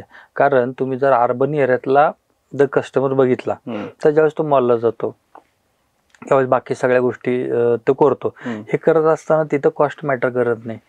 मग साधं तुम्ही आज बर्गर घ्या, आज तुम्हाला बर्गर घ्यायचं आहे, मग तिथं तुम्ही पिझ्झा बर्गर मागवता, त्यावेळेस तुम्हाला कॉस्ट वाटतंय की बाबा काही माझं 150 रुपयाचा 300 रुपयाचा आहे, विचार करत पण कांदा 50 रुपयाच्या वर गेला की ते पब्लिक डोमेनमध्ये त्याची इतकी बातमी वाईट पद्धतीने येते की कांदा रडवायला लागला शहरी भागातल्या शेतकऱ्यांना, म्हणजे लोकांना. आणि मग काय होतं की कांद्याची इकॉनॉमी, आता तुम्ही त्याच्यात उलट बघा की मला एक घर दाखवा की त्या घरामधलं अन्न कांद्याशिवाय होत नाही. म्हणजे काही धर्म, म्हणजे काही ह्याच्यामध्ये कांदा थोडासा कमी खाल्ला जातो, पण म्हणजे कुठल्याही घरातलं जर जेवण असेल ते बिना कांद्याचं होत नाही. आणि त्यातल्या त्यात जर तुम्ही नॉनव्हेज असेल तर नॉनव्हेज शिवाय कांदा, म्हणजे कांद्याशिवाय तुमचं नॉनव्हेजच कम्प्लीट होणार नाही. मग त्याला एवढी मागणी आहे. मग त्या रेट कांदा रडवतो कधी म्हणतो, मग त्या कांद्यावरून राजकारण होतं, कांद्यावरून आंदोलन होतात, त्या दरावरून होतात. आता तुम्ही कांद्याची जर अजून एक बाजू बघितली सोप्या भाषेमध्ये, कांद्याचे एक्सपोर्ट जर केलं तर कांद्याला चांगले बाजारभाव मिळतात. त्याचं कारण असं की भारतातून कामानिमित्त इतर देशामध्ये स्थलांतरित झालेले भारतीय आहेत. उदाहरणार्थ सिंगापूरमध्ये 5,50,000, हाचा रिसेंटली डेटा आहे. ओके, 5,50,000 भारतीय सिंगापूरमध्ये राहतात. त्याच्यानंतर मलेशियामध्ये साधारणपणे बघितलं 27 लाख भारतीय राहतात मलेशियामध्ये. हा, पण मग हे जरी भारतीय कामानिमित्त तिकडे गेलेत, पण त्या लोकांचा जो एक ज्याला म्हणतो ना फूड टेस्ट जे आहे इंडियन फोनियनची, तो एक्सपेक्टेडच आहे. तो आपल्या भारतीयांना, तुम्ही कुठे जा, जगाच्या पाठीवर भारतीय म्हणून कुठं जा, महाराष्ट्र म्हणून कुठं जाईल, तर तुम्हाला तो कांदा पाहिजे, त्या कांद्याची टेस्ट पाहिजे. कारण की तुम्ही अपोजिट बघितला तर कांदा हा पेरिशेबल आयटम आहे. म्हणजे कांदा तुम्ही जेवढा का वेळ तुम्ही त्याला साठवता तेवढं त्याचं डिग्रेडेशन चालू होतं. पेरिशेबल मीन्स म्हणजे नाशवंत. ओके. कांदा असं नाही की तुम्ही 1 वर्ष 2 वर्ष ठेवू शकता. जास्ती असतं बाबा कांदा 8 महिने, आता शासनाने कोल्ड स्टोरेजमध्ये असेल किंवा त्याच्या कांदा चाळीमध्ये असेल तर ते जास्तीत जास्त किती राहू शकतं, 8 महिन्यापर्यंत त्याची शेल्फ लाईफ चांगली राहू शकते. कारण की तेवढं आपल्याकडं अजून ती टेक्नॉलॉजी तेवढी डेव्हलप नाही की बाबा कांद्याला ॲज इट इज तुम्ही प्रिझर्व करू शकता. काही प्रमाणात आहेत, काही प्रमाणात वेगवेगळ्या राज्यामध्ये त्याच्या कांद्यापासून पावडर बनवून त्याचे कटिंग करून ड्राय ओनियन द्यायला लागलेत. पण तो ड्राय ओनियनचा इम्पॅक्ट जो फ्रेश ओनियनचा आहे ना तेवढा नाहीये. टेस्ट आणि ह्याच्यामध्ये फरक पडत असणार, तेवढा फरक पडतोय. मग होतंय काय की हे जेवढे आपले भारतीय बाहेर गेलेत का राहायला, मग तिथं त्यांना एक्सपोर्टला डिमांड खूप आहे.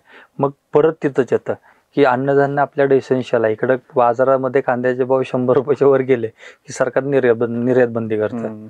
आणि मग कधी कधी काय होतं की आता 2 डेटा वेगवेगळे आहेत बघा. 2022-23चा डेटा जर बघितला तर 12,000 मिलियन मेट्रिक टनचा कांद्याचं उत्पादन झालं तर महाराष्ट्रामध्ये देशामध्ये, ओव्हरऑल इंडियामध्ये. हा, त्याच्या अपोजिटला जर बघितलं तर 2023-24ला फक्त 8,000 मिलियन टन झालं. 4,000 डिफरन्स. तर हा का झाला, तर मग कांद्याचे दर पडले की लागवड कमी होते, दर वाढले की लागवड जास्त होते. शेतकरी पण तेवढा हुशार झालाय की बाजारभाव बघून उत्पादन करायला लागले. मग ह्याच्यामध्ये काय होतं की त्यातला आता 2024चा डेटा बघा, त्याच्यामध्ये 4,000 मिलियन मेट्रिक टनचा कांदा शासनानं रिझर्व्ह ठेवला. त्यांनी स्वतः खरेदी केला आणि रिझर्व्ह ठेवला. का तर बाजारभाव वाढले. तर मध्ये 5 वर्षापूर्वी जसं शासनाला जर कमी पडला तर शासन कांदा पाकिस्तानवरून मागवतं. कांदा इम्पोर्ट पण करावा लागतो. पाकिस्तानमध्ये कांदा पिकतो का? हा, पिकतो. पण मग पाकिस्तानच्या कांद्याची ना आपल्या कांद्याची टेस्ट, मध्ये 2-3 वर्षापूर्वी कांदा पाकिस्तानवरून आला होता. मग त्यांचा लाल कांदा आणि आपल्या लाल कांद्यामध्ये फरक आहे. कांद्याचे किती प्रकार आहेत बरं? 2 प्रकार आहेत. म्हणजे ते आता तुम्ही जर कांद्याचे प्रकार असं नाही म्हणतात, पण शेतकऱ्यांच्या भाषेत जर बघितलं तर 3 महिन्याचा कांदा आणि 5 महिन्याचा कांदा.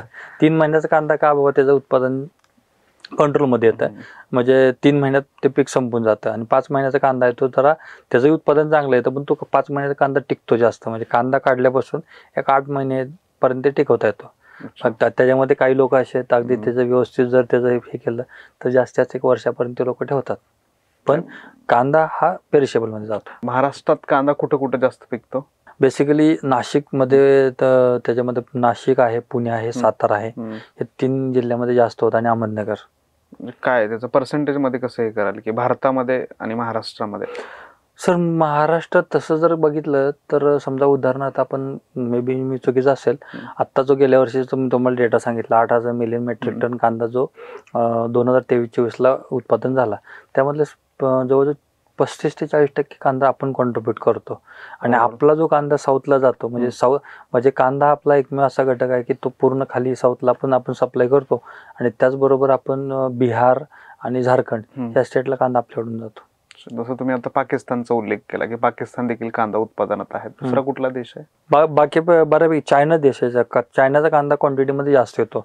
चायना हा मुबलक सप्लाय करतो. पण चायनाच्या आणि आपल्या कांद्यामध्ये जर फरक बघितला ना तर आपल्या कांद्याला असं जो छिलका म्हणतो आपण, वरची लेअर सुटते, म्हणजे तो एक लेअर सुटतो. चायनाचा कांदा असं खट्ट येतो, तुम्हाला कडक चाकून कापावा लागतो. अच्छा. आणि मग त्याच्यामुळे त्याची टेस्ट जी आहे, म्हणजे तो टाकून सुद्धा तो कांदा खाल्ल्याचा फील आहे तो चायनाच्या कांद्याला येत नाही, की जेवढा आपल्या कांद्याला आहे जी टेस्ट आहे ती चायनाच्या कांद्याला येत नाही. ह्या सगळ्या गोष्टी ज्यावेळेस आपण आता चर्चा करतोय सर, की प्रामुख्यानं आपण उत्पादित करतोय, एक्सपोर्ट करतोय, त्याला भाव बऱ्यापैकी मेंटेन राहतोय, सरकार देखील प्रयत्न करतोय त्या पद्धतीने. पण आमच्या मराठवाड्यात अशी एक अडचण आहे की जो शेतकरी आहे त्यांचे लग्न सुद्धा होत नाही सध्या, अशी कंडिशन आहे. बरोबर. शेतकरी जो आहे किंवा त्याला मुलगीच द्यायला कोणी तयार होत नाही. शेतकरी आत्महत्येचं प्रमाण मराठवाड्यात जास्त वाढलंय, विदर्भात आहे. का असं का होतंय? आपण एवढे आज विचार केला तर AI टेक्नॉलॉजी आपल्याकडे आहे, सगळ्या गोष्टी आहे, म्हणजे आपण 5G पर्यंत आलोय, पुढे आता 7G 6G वर पण काम चाललंय, तरी देखील शेती क्षेत्रात असे आमूलाग्र बदल झालेले कुठे दिसत नाही आहेत. म्हणजे ठराविक विचार केला तर मग आज शेतकऱ्याच्या पर्स्पेक्टिव्हने शेतकरी आज तोच विषय घेऊन बसतोय की भावच नाही, आत्महत्येशिवाय पर्याय नाही, कर्जाचा डोंगर वाढत चाललाय. तुमचं काय मत आहे याच्यावर? तुम्ही कशा पद्धतीने ह्या सगळ्या गोष्टीकडे बघता? बरं नाही, तर शेतकरी आत्महत्या या विषयावर मी बोलायला असमर्थ आहे, कारण की हा तुमचं काय ऑब्झर्वेशन नाही, हा एक प्लॅटफॉर्म नाही. पण जो तुम्ही महत्वाचा मुद्दा विचारला किंवा शेतकऱ्यांच्या मुलांची लग्न होत नाहीत किंवा शेतकरी सुपुत्र म्हणून लग्न होत नाहीत, पण तुम्ही एक टोटल जर रिपोर्ट बघितला, सर्वे बघितला किंवा जास्त बघितलं तर युवकांचं शेती करण्याचं जे प्रमाण आहे ते खूप मध्ये कमी म्हणायला हरकत नाही. कारण आज जर शेतकऱ्याचं वय बघितलं तर 35 ते 50 आहे. आणि आता समजा जर एखादा पालक म्हणून जर मुलगी द्यायची असेल तर तो पालक विचारतो मुलाला शेती किती आहे, पण तो मुलगा शेतकरी नको आहे. कारण की त्याचं एक बेसिक आहे की शेती काम करत असताना त्याचं लिव्हिंग स्टँडर्ड. आता काय झालं की मुलांना आणि मुलीला पुण्यात जाऊन पुण्यात 10,000ची नोकरी करायला 15,000ची नोकरी करायला तयार आहेत, पण स्वतःच्या शेतीमध्ये राबायला तयार नाहीत. आपला हा मागाशी एक विषय होता की मी हे तुम्हाला एक्सप्लेन करत होतो की बाबा जो माणूस हा व्यवसाय म्हणून करतो, ज्याच्याकडे आवक जावक लिहिली गेलेली आहे, तो व्यवसाय यशस्वी होतो. मग व्यवसाय करत असताना नफा तोटा आलाच. कुठलाही व्यवसाय असं नाही की तो दीर्घकाळ तुम्हाला फायदाच देऊन चालतो. तसं शेती करत असताना की बाबा तुम्हाला शेती किती करायची, कशी करायची, पण तुम्ही शास्त्रोक्त पद्धतीने जर केली तर ती शेती नक्कीच नफ्यात जाईल. आणि सगळ्याच गोष्टी सरकारवर डिपेंड राहता येणार नाहीत. पण ज्या वेळेला युवक येतील आणि ह्या शेतीला कॉर्पोरेटचं फील येईल. आता तुम्ही बघा 2014 पासून मी कुठल्याही पक्षाचा कार्यकर्ता नाही, पण मी जे काही बघतो आणि मी जे अनुभवलं तर सुरुवातीला आतापर्यंत बचत गट होते, गट शेती केली जायची. पण भाजपचं सरकार आल्यानंतर एक फार्मर प्रोड्युसर कंपनी जे प्रमाण वाढलं, शेतकरी मिळून येऊन एखादी कंपनी स्थापन करायची. पण हे इनिशिएटिव्ह घेतलं केंद्र सरकारनं. मोदी सरकारने त्यांनी ठरवलं, मे बी आकडा तो कमी जास्त होईल माझ्याकडून, तर त्यांनी 10,000 फार्मर प्रोड्युसर कंपन्या स्थापन करायचं. पण त्यांचा 10 लाखचा डेटा होता, पण मी जेवढा बघितला तर 10,000 आजच्या डेटला 19,000 फार्मर प्रोड्युसर कंपनी एकट्या महाराष्ट्रात ऍक्टिव्ह आहेत. ओके. आणि त्याच्यामध्ये महिला कंपन्यांना वेगळं प्राधान्य आहे आणि पुरुष कंपन्यांना वेगळं प्राधान्य आहे. मग जसं की तुम्ही बाबा गट शेतीतनं त्यांनी फार्मर प्रोड्युसर कंपन्यावर आणलं आणि आता मी पुढच्या 10 वर्षाचं जर मी बघतोय तर तुम्हाला कॉर्पोरेट ॲग्रिकल्चर ज्या वेळेला इस्टॅब्लिश होईल आणि तर मग तुमचा युवकांचा ओढा वाढेल आणि मग त्या एखाद्या सुशिक्षित मुलीला सुद्धा वाटेल की माझा नवरा हा शेतकरी असावा. पण आत्ताचा जो ट्रेंड आहे ना, ते एक फील आहे की बाबा मला त्या उन्हात जाऊन शेती करायची आहे. ती शेती म्हटलं की ते सगळं तुम्हाला ते ओझं आलं किंवा मग मी ते राबायचं आलं, ह्या गोष्टीला टाळून तो युवक आणि युवती ते शेतीमध्ये यायला तयार नाहीत. मग त्याला आपण म्हणतो की बाबा त्याला आधुनिकतेची जोड पाहिजे.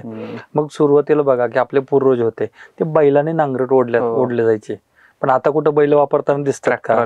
ट्रॅक्टर आलेत. पण मग नुसतं ट्रॅक्टर येऊन थांबून चालणार नाही ना. तुम्ही जेवढी हायटेक शेती म्हणतो, जोपर्यंत हायटेक शेती होणार नाही तोपर्यंत स्टँडर्ड वाढणार नाही. स्टँडर्ड वाढणार नाही तोपर्यंत मग तो आत्महत्या अल्टिमेटचा विषय होता. मी मगाशीच क्लिअर केलं की हा प्लॅटफॉर्म योग्य नाही. पण नक्कीच जर तुम्हाला येणारा 10 वर्षाचा जो काळ असेल की बघा तुम्ही 2000 म्हणजे माझं ग्रॅज्युएशन 98-99-2000च्या आसपास ते ग्रॅज्युएशन झालं. त्या काळात आम्ही म्हणजे एक MBA ची क्रेज होती. MBA म्हणजे काहीतरी असं फार एक वेगळं काहीतरी समजायचं. पण त्याच्या ऍडमिशनची प्रोसेस म्हणजे एक पुण्यातलं सिम्बायोसिस कॉलेजला MBA ऍडमिशन मिळायचं म्हणजे किती प्रेस्टिज होतं, बरोबर. त्याच्यानंतर तुमचा आयटीचा एक बूमरँग आला, म्हणजे आयटीचे क्रेज आले. आत्ता जर तुम्ही पूर्ण देशाची जर GDP बघितली तर आपण 16% कॉन्ट्रीब्यूट करतो. आत्ता जर देशाचा इन्कम आहे म्हणजे कंट्रीचा आपला जो इन्कम आहे जे एक्सपोर्टमधून किंवा एक्सपोर्टच्या सर्व्हिसेसमधून, तर जास्त रेव्हेन्यू तुम्हाला IT सर्व्हिसेस मधून येतो. म्हणजे भारताच्या GDPचे एकूण फक्त 16% हे ऍग्रिकल्चर मधून योगदान आहे. राईट. मग हे 16%च फक्त आपण ऍग्रिकल्चर एक्सपोर्ट मधून मिळतात आणि बाकीचे वेगवेगळ्या गोष्टीतून मिळतात. पण त्यातलं जास्त कॉन्ट्रीब्युशन आहे की बाबा तुमच्या IT सेक्टर मधून. आता तुम्हाला समजा पुणे जर ITचे सर्व्हिसेस बघितलं तर पुण्याची इंजवडी आहे, बेंगलोर आहे, त्याच्यानंतर हैदराबाद आहे आणि मुंबई. आता काही ठिकाणी गुडगाव पण आहे नॉर्थ साईडला. पण बेसिकली मूळची 3-4 ठिकाण होते. हा, पण आता ह्या पण इंडस्ट्री कशा होत चालल्यात किंवा day by day Jio political impact आहेत. ह्या इंडस्ट्रीचा मी असं म्हणू शकत नाही की डाऊनफॉल चालू आहे, पण मग तिथलं जे रिसेशन आहे ना तिथला इम्पॅक्ट पटकन येऊन जातो. तसं मी जिकडून बघतोय येणारा जो काळ आहे तो येणाऱ्या 10 ते 15 वर्षामध्ये हा डेडिकेटेड ऍग्रिकल्चरचा असेल. कारण की माझं एक ठाम मत आहे, मी जे बोलतो ते चुकीचं आहे मला माहित नाही, पण इथून पुढची युद्ध ही शस्त्रांनी लढली जाणार नाहीत. ज्या देशाकडं अन्नधान्याचा साठा मुबलक असेल तो देश डॉमिनंट समजला जाईल. त्यामुळं भारताकडं लँड होल्डिंग कॅपॅसिटी नक्कीच जास्त आहे, पण त्या शेतकऱ्यांना आधुनिकतेची जोड पाहिजे. आणि शास्त्रोक्त ठीक आहे, आता शास्त्रोक्त हा शब्द पण टिपिकल आला. आपण त्या 2025ला बसलोय आपण. 2025 मध्ये अप्रॉक्सिमेटली तुम्ही आता जो करंट ट्रेंड आहे ना AI आहे, आर्टिफिशियल इंटेलिजन्स. तर आर्टिफिशियल इंटेलिजन्सचा जर फार्मिंगमध्ये जर उपयोग करून घेतला त्याला एक टिपिकल वर्ड आहे प्रिसिजन फार्मिंग. मग प्रिसिजन फार्मिंगमध्ये एंटर इकोसिस्टम येते. कारण की काय होतं की बाबा म्हणजे तुम्ही सगळ्या गोष्टी करत असताना आज आपण तुम्ही जर पुणे टू मुंबई प्रवास करताय तर घरात निघाल्यापासून माणूस मॅप लावतो, बरोबर. त्याला काहीतरी खायला जायचं सर्च करायचं मॅप लावतो. पण मग शेती करत असताना मग प्रिसिजन फार्मिंगची का नाही मदत घ्यावी? वेदर फॉरकास्टिंगचा, पाऊस पडेल की नाही माहित पाहिजे. बघा आपण प्रिसिजन फार्मिंगचा एक्झॅक्टली अर्थ काय होतो की आपले पूर्वज किंवा आपले आजोबा पंजोबा वडील म्हणा, आपल्याकडे एक प्रथा होती की मृगाचा पाऊस पडला म्हटलं की पेरणी करायची, बरोबर. ते लाल किडे यायचे, लाल किडे आले की मृग निघाला. राईट. मग आपण काय म्हणायचो की चला म्हणजे काही लोक म्हणायचे वार फिरलं, अमावस्या आली, आता अमावस्यानंतर हे नक्षत्र चालू होईल, रात्री कुठेतरी चंद्राच्या समोर वीज कडाली की पाऊस पडेल, असं काहीतरी ते भाकीत होते त्यावेळेस. राईट. पण आता जर तुम्ही त्याच्या पुढे जाऊन बघितलं की बाबा आता एक्झॅक्टली काय होतं की भारतामध्ये 2-3 कंपन्या ऍक्टिव्ह आहेत की ज्या तुम्हाला सांगतात की वेदर फॉरकास्टिंगची सेवा देतात. पण केंद्र शासनाचा सेंट्रल गव्हर्नमेंट ऑफ इंडियाचा एक संस्था आहे इंडियन काउन्सिल ऍग्रिकल्चर रिसर्च, त्यांचं एक पेटेंटेड प्रोडक्ट आहे वेदर फॉरकास्टिंग. ते तुम्हाला काय करतं किंवा सॅटेलाइट बेस्ड वेदर फॉरकास्टिंगची सर्व्हिस देतं की त्याचे तुम्ही तुमच्या त्याची कॅपॅसिटी आहे की 1-2.5 एकरासाठी ते एक काम करेल. ते तुमच्या जमिनीत म्हणजे लावलं तर बाबा ते तुमच्या इस्रोच्या सॅटेलाइटला कनेक्ट होत आहे. हा माझा प्रोडक्ट नाही, केंद्र सरकारचा. तर ते इस्रोच्या सॅटेलाइटला तुमची लँडचं मॅपिंग होतं. लँडचं मॅपिंग झाल्यानंतर कार्बन नायट्रोजन इंडेक्स त्यातनं प्रिडिक्ट केले जाते. त्याचबरोबर तुमचा तालुका कुठला आहे, तुमचं गाव कुठलं आहे, तिथं विंड फ्लो काय राहील, त्याच्यानंतर तुमचं वेदर फॉरकास्टिंग काय राहील, हे जर तुम्हाला तुमच्या मोबाईलवर क्रॉप ॲडवायझरी आणि वेदर फॉरकास्टिंगचे मेसेज दिले जातात. अच्छा, ह्या पद्धतीची टेक्नॉलॉजी चालू आहे. हा, आणि हे शासनानं तुमच्या लोकांच्या सेवेसाठी ते उपलब्ध केलेलं बऱ्याच लोकांना माहिती नाही सर काय. त्याचबरोबर आता महाराष्ट्र राज्य शासनाचं एक महाविस्तार म्हणून त्यांचं एक ॲप आलेलं आहे. त्याचबरोबर सेंट्रल गव्हर्नमेंटचं ई क्रॉप म्हणून आहे. आता ई क्रॉप काय करतं, उदाहरणार्थ बऱ्याच ठिकाणी असं होतं की तुम्ही एखादं पीक लावलंय त्याचा रोगच माहित नाही. आज बऱ्याच लोकांना शेती करत असताना की त्या आळीला काय म्हणायचं नाही. आपल्याकडे बघा अजून सुद्धा ते असं म्हटलं जातं उडद्या पडलाय. आता तुम्ही डाळिंब आहे, अक्षरशः 150 रुपये किलो डाळिंब घेतली जातात, पण त्या रोगाला नाव काय दिलं, तेल्या. त्या उडद्यामध्ये एक आळी आहे की ती कंट्रोल होत नाही, मग ती काय करते, शेंग खाते. मग त्या आळीला काय म्हणलं जातं, उडद्या रोग म्हणला जातो. मग अजून सुद्धा म्हणतो लाल कोळी, पांढरे मासं, मग त्याचे काहीतरी सायंटिफिक नाव आहेत. आणि त्या सायंटिफिक नावाला मग त्याला ते औषधं वापरली तर ते आळीचं आणि त्या रोगाचं प्रमाण कंट्रोल करता येतं. त्याला एक IPM म्हणतात, इंटिग्रेटेड पेस्ट मॅनेजमेंट. मग त्याला वेगवेगळे रासायनिक घटक आले. मग हे सहजरित्या उपलब्ध कसं करावं, मग ते केंद्र शासनाचंच एक ॲप आहे. ते फोटो काढला की तुम्हाला त्याचा रोग म्हणजे ते कुठल्या, त्या माशाला काय म्हणायचं, त्या आळीला काय म्हणायचं, इतक्या तुम्हाला सेवा उपलब्ध करून दिल्या झाल्यात. मग हे प्रिसिजन फार्मिंग आलं. मग काय होतं की बाबा तुमचं म्हणजे नैसर्गिक शेती टू प्रिसिजन फार्मिंग हा जर प्रवास करायचा असेल तर मग त्याला आधुनिकतेची जोड पाहिजे, डिजिटलचं सहकार्य पाहिजे, AI चं इम्पॅक्ट पाहिजे. आता लोक म्हणतात AI आलं पाहिजे, म्हणजे काय, आता अलीकडच्याच काळात एक मायक्रोसॉफ्ट कंपनीचं काहीतरी त्यांनी एक ऊसासाठी एक चांगलं इन्स्ट्रुमेंट आलंय आणि त्याला राज्य सरकारनं चांगलं त्याला हे पण केलं की बाबा ते लोकांनी जास्तीत जास्त त्याचा वापर वाढावा, उत्पादन वाढावं. ॲक्च्युली AI काय करेल की बाबा अल्टिमेटली काय होईल, त्याचं उत्पादन वाढेल. आता समजा मी एक शेतकरी आहे, मी जर सरासरी माझं 50 टन उत्पादन निघतंय आणि ऊसाचा बाजारभाव 2,500 रुपये, पण तेच उत्पादन मी AI तंत्रज्ञानाच्या माध्यमातून 50 टनाच्या ऐवजी जर माझं 70 टनावर गेलं आणि माझा बाजारभाव 2400 रुपये जरी मिळाला तरी माझा ॲव्हरेज इन्कम तिथंच राहिला. बरोबर. पण दैनंदिन जसं की day by day, year on year जशी तुमची लोकसंख्या वाढते, तुमच्या गरजा वाढतात, मग तसं तुम्हाला प्रोडक्शन वाढणं गरजेचं आहे. लँड तेवढीच आहे, पॉप्युलेशन थांबायला तयार नाही, मग तुम्ही अन्नधान्याच्या गरजा पुरवणार कशा? त्यामुळे मी मगाशीच म्हणलं की इथून पुढचे जे युद्ध होतील की ज्या देशाकडं अन्नधान्याचा मुबलक साठा असेल तो देश डॉमिनंट असेल. तुमची पण एक फर्म आहे पालवी ॲग्रो, ती पण AI मध्ये आणि रोबोटिक्स मध्ये काम करते, हे पण मी हे बघितलं. काय नेमकं रोबोटिक्स कसं? नाही, आता रोबोटिक्सचा ऍक्च्युअली आमचा तो प्रोजेक्ट आज मी या विषयावर बोलणं उचित नाही, पण मी तुमच्या नेक्स्ट पॉडकास्टला येईल, कारण की तो जो प्रोजेक्ट आहे तो आमचा गव्हर्नमेंट बरोबर चाललाय. जोपर्यंत त्यांच्याकडून प्रेस रिलीज होत नाही, डेव्हलपमेंटला आहे, वेगवेगळ्या पिकावर आम्ही ते आणतोय. पण त्याच्या अगोदर आम्ही प्रिसिजन फार्मिंगसाठी सेंट्रल गव्हर्नमेंटचं त्याला SPU केलेलं आहे. आता SPU म्हणजे काय, स्पेशल पर्पज व्हेकल.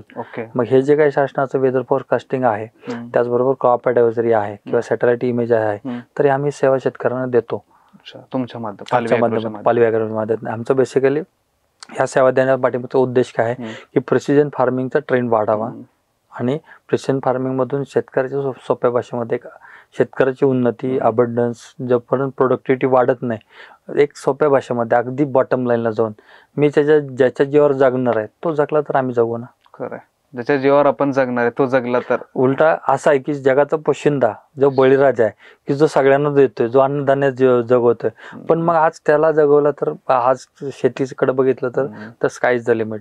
आपण ज्यावेळेस भारतीय शेतीचा याच्यावर आपण विचार करतो, टेक्नॉलॉजीवर आपण बोलत होतो, पण as per compare to other countries, म्हणजे ज्यावेळेस आपण चीनचा विषय घेतो, ब्राझील घेतो, इस्रायल घेतो, अमेरिका घेतो, इस्रायल सारखा एक छोटा देश जिथे पाण्याची कमतरता होती, तो आज शेती क्षेत्रात इतक्या मोठ्या प्रगती केलेली आहे त्या देशाने. ब्राझील असेल, हे देश, भारत यांच्याकडून काय, भारताला काय शिकता येईल वर सर यांच्याकडून? इथल्या शेतकऱ्यांना काय बघता येईल किंवा हा इतके टेक्नॉलॉजिकली एवढे कसे होते पुढे गेले, पण भारत ॲज पर आपण एवढं नाही जाऊ शकलो? हे जे बेसिकली 3-4 कारणं आहेत. म्हणजे जाऊ शकलो नाही असं नाही म्हणता येणार, पण एक्झॅक्टली आधुनिक शेती ज्याला म्हणतो की ज्याचा आधुनिक शेतीसाठीच एंटायर इकोसिस्टम बिल्ट होणं गरजेचं आहे. ते करायला आपण करतोय का, तर हो 100% करतोय. त्याचं एक छोटंसं उदाहरण की आता देशाचे ट्रान्सपोर्ट मिनिस्टर की त्यांचं एक ड्रीम आहे की बाबा गडकरी साहेब की तुम्ही जेवढे पोर्ट्स आहेत ते तेवढे कनेक्ट करायचं. मग आता जनरली हा प्रश्न पडतो की पोर्टच कनेक्ट का?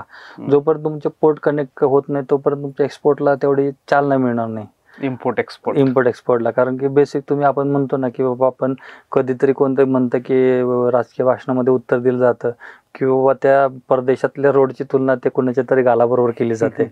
बरोबर, एवढे रोड चांगले अभिनेत्रीच्या गालावर. हा, मग आपल्याकडच गेल्या 5 ते 10 वर्षामध्ये जे काही इन्फ्रास्ट्रक्चर डेव्हलपमेंट झाली ते प्रचंड अगदी वाखाणण्यासारखे आहे. म्हणजे आज तुम्ही जर सहज विचारलं केंद्रातल्या 5 मंत्र्यांची नावं सांगा, तर पहिलं नाव ट्रान्सपोर्ट मिनिस्टरचं येतं, गडकरी साहेबांचं. मग ते ॲग्रिकल्चर दृष्टीनं खूप महत्वाचं आहे. कारण की मी असं बघतो की येणाऱ्या 15 वर्षामध्ये शेतीच्या एक्सपोर्टसाठीचं खूप स्कोप आहे.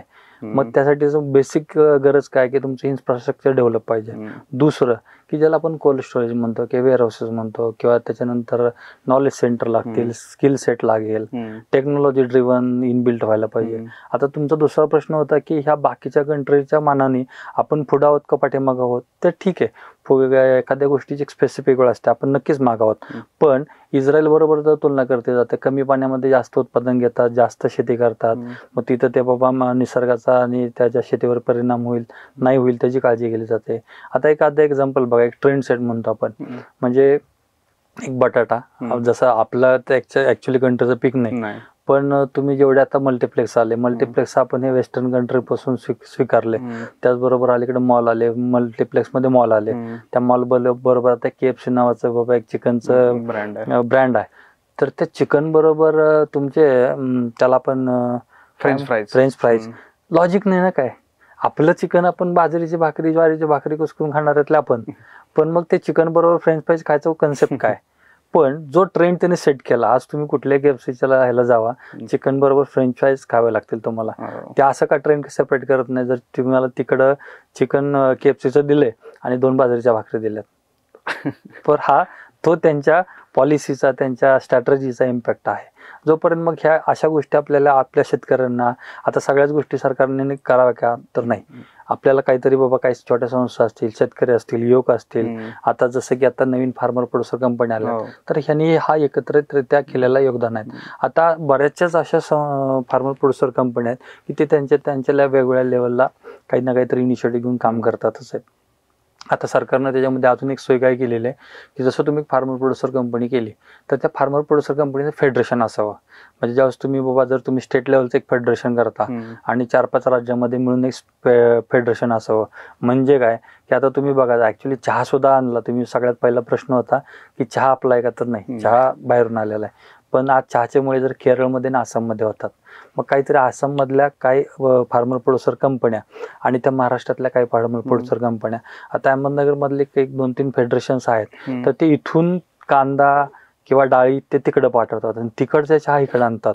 म्हणजे हे इंटरस्टेट जे व्यापार जो आहे शेतकरीच्या सामुदायिक शेती तत्वावर हा चालू झाला, हा शासनाच्या धोरणामुळे चालू झाला. पण मग ह्याच्याकडे जर मोठ्या नजरेनं किंवा व्यापक स्वरूपात जर बघितलं तर तो सुद्धा काळ खूप चांगला आहे. म्हणजे आपल्या भारतामधला तुम्ही तर तुलना करता बाहेरच्या देशांच्या बरोबर, बाहेरच्या देशाची शेती आणि आपली शेतीतला फरक काय. पण जोपर्यंत आपल्या बेसिक इन्फ्रास्ट्रक्चरच्या गोष्टी सुधारणार नाहीत, आपल्या शेतकऱ्यांचा शेतीकडे बघण्याचा दृष्टिकोन, अप्रोच हा चेंज नाही होणार, तोपर्यंत शेतीमध्ये आमूलाग्र बदल होणार नाहीत. ज्याला अगदी सोप्या भाषेमध्ये सरतेशेवटी सांगायचं झालं तर प्रिसिजन फार्मिंग करावं लागेल, काळाची गरज आहे. पण ह्या प्रिसिजन फार्मिंगसाठी मग एंटर सगळं चाललं. मग तुमच्यामध्ये टेक्नॉलॉजी आली, AI आली, त्याच्यामध्ये आधुनिकता आली, यांत्रिकीकरण आलं. आता यांत्रिकीकरण बऱ्यापैकी झालं. आता बऱ्याच ठिकाणी काही लोक आहेत की ज्याला आपण जुगाडे म्हणतो, ट्रॅक्टरचं वगैरे, सगळ्या गोष्टी आल्यात. आता गरज कशाची की टेक्नॉलॉजी ड्रिव्हन आहे. टेक्नॉलॉजी ड्रिव्हन आता IoT बेस्ड मॉडेल्स आलेत.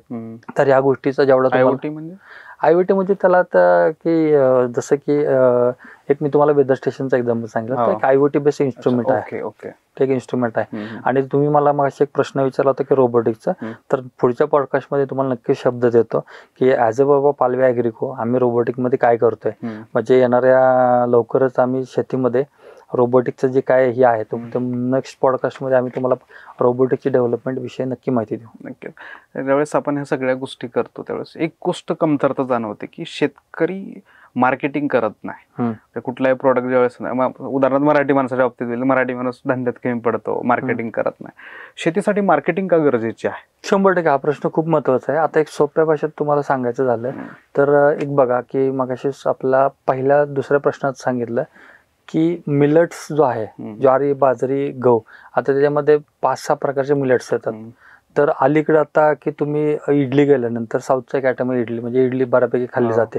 तर इडली तांदळापासून केली जाते. आता बऱ्याच ठिकाणी मिलेट्स इडली मिळते तुम्हाला, रागी इडली मिळते, फ्लेवर वाईज आहे सगळं. तर तुम्ही आता जर मदर डेअरीचा आणि जर तुम्ही दिल्लीमध्ये जर गेला तर मिलेट मिशनच्या अंतर्गत म्हणजे काही स्टॉल आहेत, तुम्हाला नवल वाटेल 400 रुपये किलो बाजरी मिळते. 400 रुपये किलो? 400 किलो 400 रुपये किलोनं तुमची नाचणी मिळते. पण मग हा तो पार्ट आहे ना, तो म्हणजे ह्याला ब्रँडिंग चाललं. एखादी कुठली गोष्ट आहे, एक सोप्या भाषेत जर सांगायचं झालं तर बऱ्याच कंपन्या लहान मुलांसाठी एक प्रोडक्ट विकतात. त्यांचा ब्रँड नाव घ्यायचा इथं मला अधिकार नाही, पण त्याने सांगितलं जातं की त्यानं वजन वाढते, उंची वाढते आणि त्याचं कॅम्पेनिंग टीव्हीवर खूप चालवलं जातं. तुम्ही तो प्रोडक्ट जर हातात घेतला आणि बारकाईने बघितलं त्यात दिलंय काय, शेंगदाण्याचं कूट आणि गुळ, पण त्याचा ऍडव्हर्टाईज एवढं प्रचंड मोठं आहे की त्या कंपनीचा रेव्हेन्यू बघितला तर डोळे फिरतील. मग त्या कंपनीने ठरवलं की शेंगदाण्याच्या कुटावर आणि गुळावर जर मुलांची उंची वाढते, मुलांची बुद्धिमत्ता वाढते, तर मग बाकीच्या शेतीमधले काय आयटम आपण ब्रँडिंग करू शकत नाही. खरं आहे. इथल्या शेतकऱ्यांनी पुढाकार घेतला पाहिजे, सगळ्यांनी प्रोसेसिंग मध्ये आलं पाहिजे, ब्रँडिंग केली पाहिजे, आपला जो प्रोडक्ट आहे तो त्या लोकांपर्यंत पोहोचवला पाहिजे. अगदी तुम्ही जर असं बघितलं, जोपर्यंत बघा कुणीतरी एक म्हणतो ना की आपण एक स्वप्न बघावं लागतं आणि ते स्वप्न बघितल्याशिवाय ते सत्यात उतरत नाही. आज आपल्या पूर्ण देशामध्ये जर आपले कोल्ड्रिंक इंडस्ट्री बघितली, कोल्ड्रिंकची इंडस्ट्री बघितली तर प्रचंड मोठी आहे. म्हणजे आकड्यामध्ये बघितली तर तुम्ही एकदा गुगल करून बघा, ते आकडे तुम्हाला झोपून देत नाहीत. पण मग जोपर्यंत आपले युवक किंवा आपला शेतकरी असा विचार करणार नाही की मी माझ्या फळांचा ज्यूस मी कोल्ड्रिंक इंडस्ट्रीला रिप्लेस म्हणून देत नाही. आज दुर्दैवी घटना आहे, आज एनर्जी बुस्टर आले शाळेच्या तिथं, तुम्हाला स्टिंग 25 रुपयात सगळं मिळते, 5-10 रुपये नाही. स्टिंग सारखा जर आयटम तुम्हाला दर 20-30 रुपये मध्ये मिळतं आणि ती शाळकरी मुलं जर तुम्हाला रोज पित असतील, मग कुठल्या तरी जोपर्यंत तुमचा योग हा शेती बघणार नाही, मला तो फळांचा रस मी काय देणार नाही, फळांच्या रसला ब्रँडिंग काय करणार नाही, असं नाही. काय आज भारतात खूप सारे स्टार्टअप आहेत ॲग्रिकल्चरमध्ये की जी काय कोण कोकोनट नारळाचं पाणी ते पॅकेजिंग फूड मध्ये आणतात आहे, कोणत्या अननसाचं ज्यूस पॅकेजिंग मध्ये आणतंय. पण हे जोपर्यंत स्केलेबलला जाणार नाही तोपर्यंत मग त्यातनं जो रेव्हेन्यू, ब्रँडिंग, कॉर्पोरेट इंडस्ट्री आणि त्याची इकोसिस्टम उभी राहणार नाही. खरं आहे सर. बऱ्याच गोष्टी आज आपल्या पॉडकास्टमध्ये आपण डिस्कस केल्या, बऱ्याचशा गोष्टी आणखीन आहेत, नक्कीच आपण ते दुसऱ्या पॉडकास्टमध्ये करूयात. बरेचसे विषय राहिले, पण सरते शेवटी एक आहे की येणाऱ्या 25 वर्षात तुमच्या दृष्टीने येणाऱ्या 25 वर्षात भारताचं शेतीमधलं चित्र काय असेल बरं सर? एक आता बघा तुम्हाला एक शेवटचं एक्झाम्पल, अलीकडे आपण गेले 2 महिने झाले किंवा 2 महिने म्हणायला हरकत नाही की जसं की अमेरिकेमध्ये नवीन सार्वजनिक इलेक्शन झाले, इलेक्शन नंतर ट्रम्प परत राष्ट्राध्यक्ष झाले आणि ट्रम्प राष्ट्राध्यक्ष आल्यापासून ट्रम्प टेरिफ असा हो चालूच आहे. तर एक्झॅक्टली त्याच्यामध्ये सुरुवातीला त्यांनी प्रत्येक गोष्टीवर म्हणजे प्रत्येक देशावर त्यांनी इव्हन जपान, चायना यासारख्यांच्यावर टेरिफ लादले होते आणि त्याच्यामध्ये आपलं नाव थोडंसं नव्हतं. पण आता गेल्या ह्या 15 दिवसामध्ये, माहीत नाही आपला तुमचा पॉडकास्ट एक्झॅक्टली कधी रिलीज होतोय, पण ह्या गेल्या 15 दिवसात म्हणजे शूटची डेट बस आजपासून पाठीमाग 15 दिवसात बघितलं तर भारताला त्यांनी बऱ्याच गोष्टीमध्ये 50%, 60%, काही ठिकाणी 100%वर टेरिफ लावायचं ठरवलंय. पण मग ह्याच्या पाठीमागचं जर बेसिक रिझन जर बघितलं तर काय आहे की अमेरिकेला आपल्या देशामध्ये ॲग्रिकल्चर सेक्टरमध्ये इन्व्हेस्टमेंट करायची, त्याला एफडीआय म्हणतात, फॉरेन डायरेक्ट इन्व्हेस्टमेंट. मग केंद्र सरकारची जे काही धोरणं आहेत त्या धोरणात बघितलं तर आतापर्यंत केंद्र सरकारनं जे फॉरेनची इन्व्हेस्टमेंट आता पण कशामध्ये घेतली, इन्शुरन्स सेक्टरमध्ये घेतली, काही ऑटोमोबाईल सेक्टरमध्ये घेतली, मग ते केंद्र सरकार पॉलिसी ठरवते. पण आज तागामध्ये ॲग्रिकल्चर सेक्टरमध्ये अजून फॉरेन डायरेक्ट इन्व्हेस्टमेंट आलेली नाही. तर मी जिकडून बघतो तर तो एक बाबा त्यांचा हिडन अजेंडा आहे की वॉलमार्ट सारखी संस्था आहे, जसं की अमेझॉन सारखी संस्था आहे. तर अमेझॉनचं आपण एकच बघितलं की त्यांचं फक्त आपल्याकडे ई कॉमर्स चालतं, पण त्यांचा बेसिक तर रिटेल चेन मोठं आहे, त्यांचं ॲग्रिकल्चर फूड चेन मोठी आहे. वॉलमार्ट सारखी संस्था आहे, त्यांची फूड चेन मोठी आहे. तर त्यासाठी हे सगळं चाललंय. त्यासाठी सगळं हे अट्टास आहे. पण तुमचा बेसिक प्रश्न होता की येणाऱ्या 25 वर्षामध्ये 20 वर्षात काय असेल, तर येणारा मला असं जिकडून वाटतंय, मी मगाशी मेन्शन केल्याप्रमाणे की येणाऱ्या 25 वर्षामध्ये भारतीय ॲग्रिकल्चर इंडस्ट्रीला प्रचंड नाव ज्याला दोन्ही नाव तर मिळेलच, आणि जे कॉर्पोरेट शेतकरीचा जो कन्सेप्ट आहे ना, तो इथून पुढे चालू होईल आणि मुलांचे लग्न पण मुलांचे लग्न होतील. नक्कीच सर, आपण ज्या काही विषय राहिलेत आता येणाऱ्या पुढच्या पॉडकास्टमध्ये त्यावर चर्चा करूयात. कारण नक्कीच. आज जे विषय आपण चर्चा केले खरंच हे नवीन आहेत. आता मी एक शेतकऱ्याचा मुलगा आहे, मला सुद्धा बऱ्याच गोष्टी आज कळायला लागल्या. या पॉडकास्टच्या माध्यमातून अनेक शेतकऱ्यांपर्यंत आपण पोहोचूयात. त्यांचे जे काही प्रश्न आहेत त्याच्यावर आपण नक्कीच दुसरा पॉडकास्ट करूयात की काय कशा नक्कीच त्याचा फायदा त्या सर्वसामान्य शेतकऱ्याला होईल एवढीच मी अपेक्षा व्यक्त करतो. तुम्ही आलात, वेळ दिलात, त्याबद्दल तुमचे TOD चॅनलच्या वतीने मी आभार मानतो सर. धन्यवाद सर.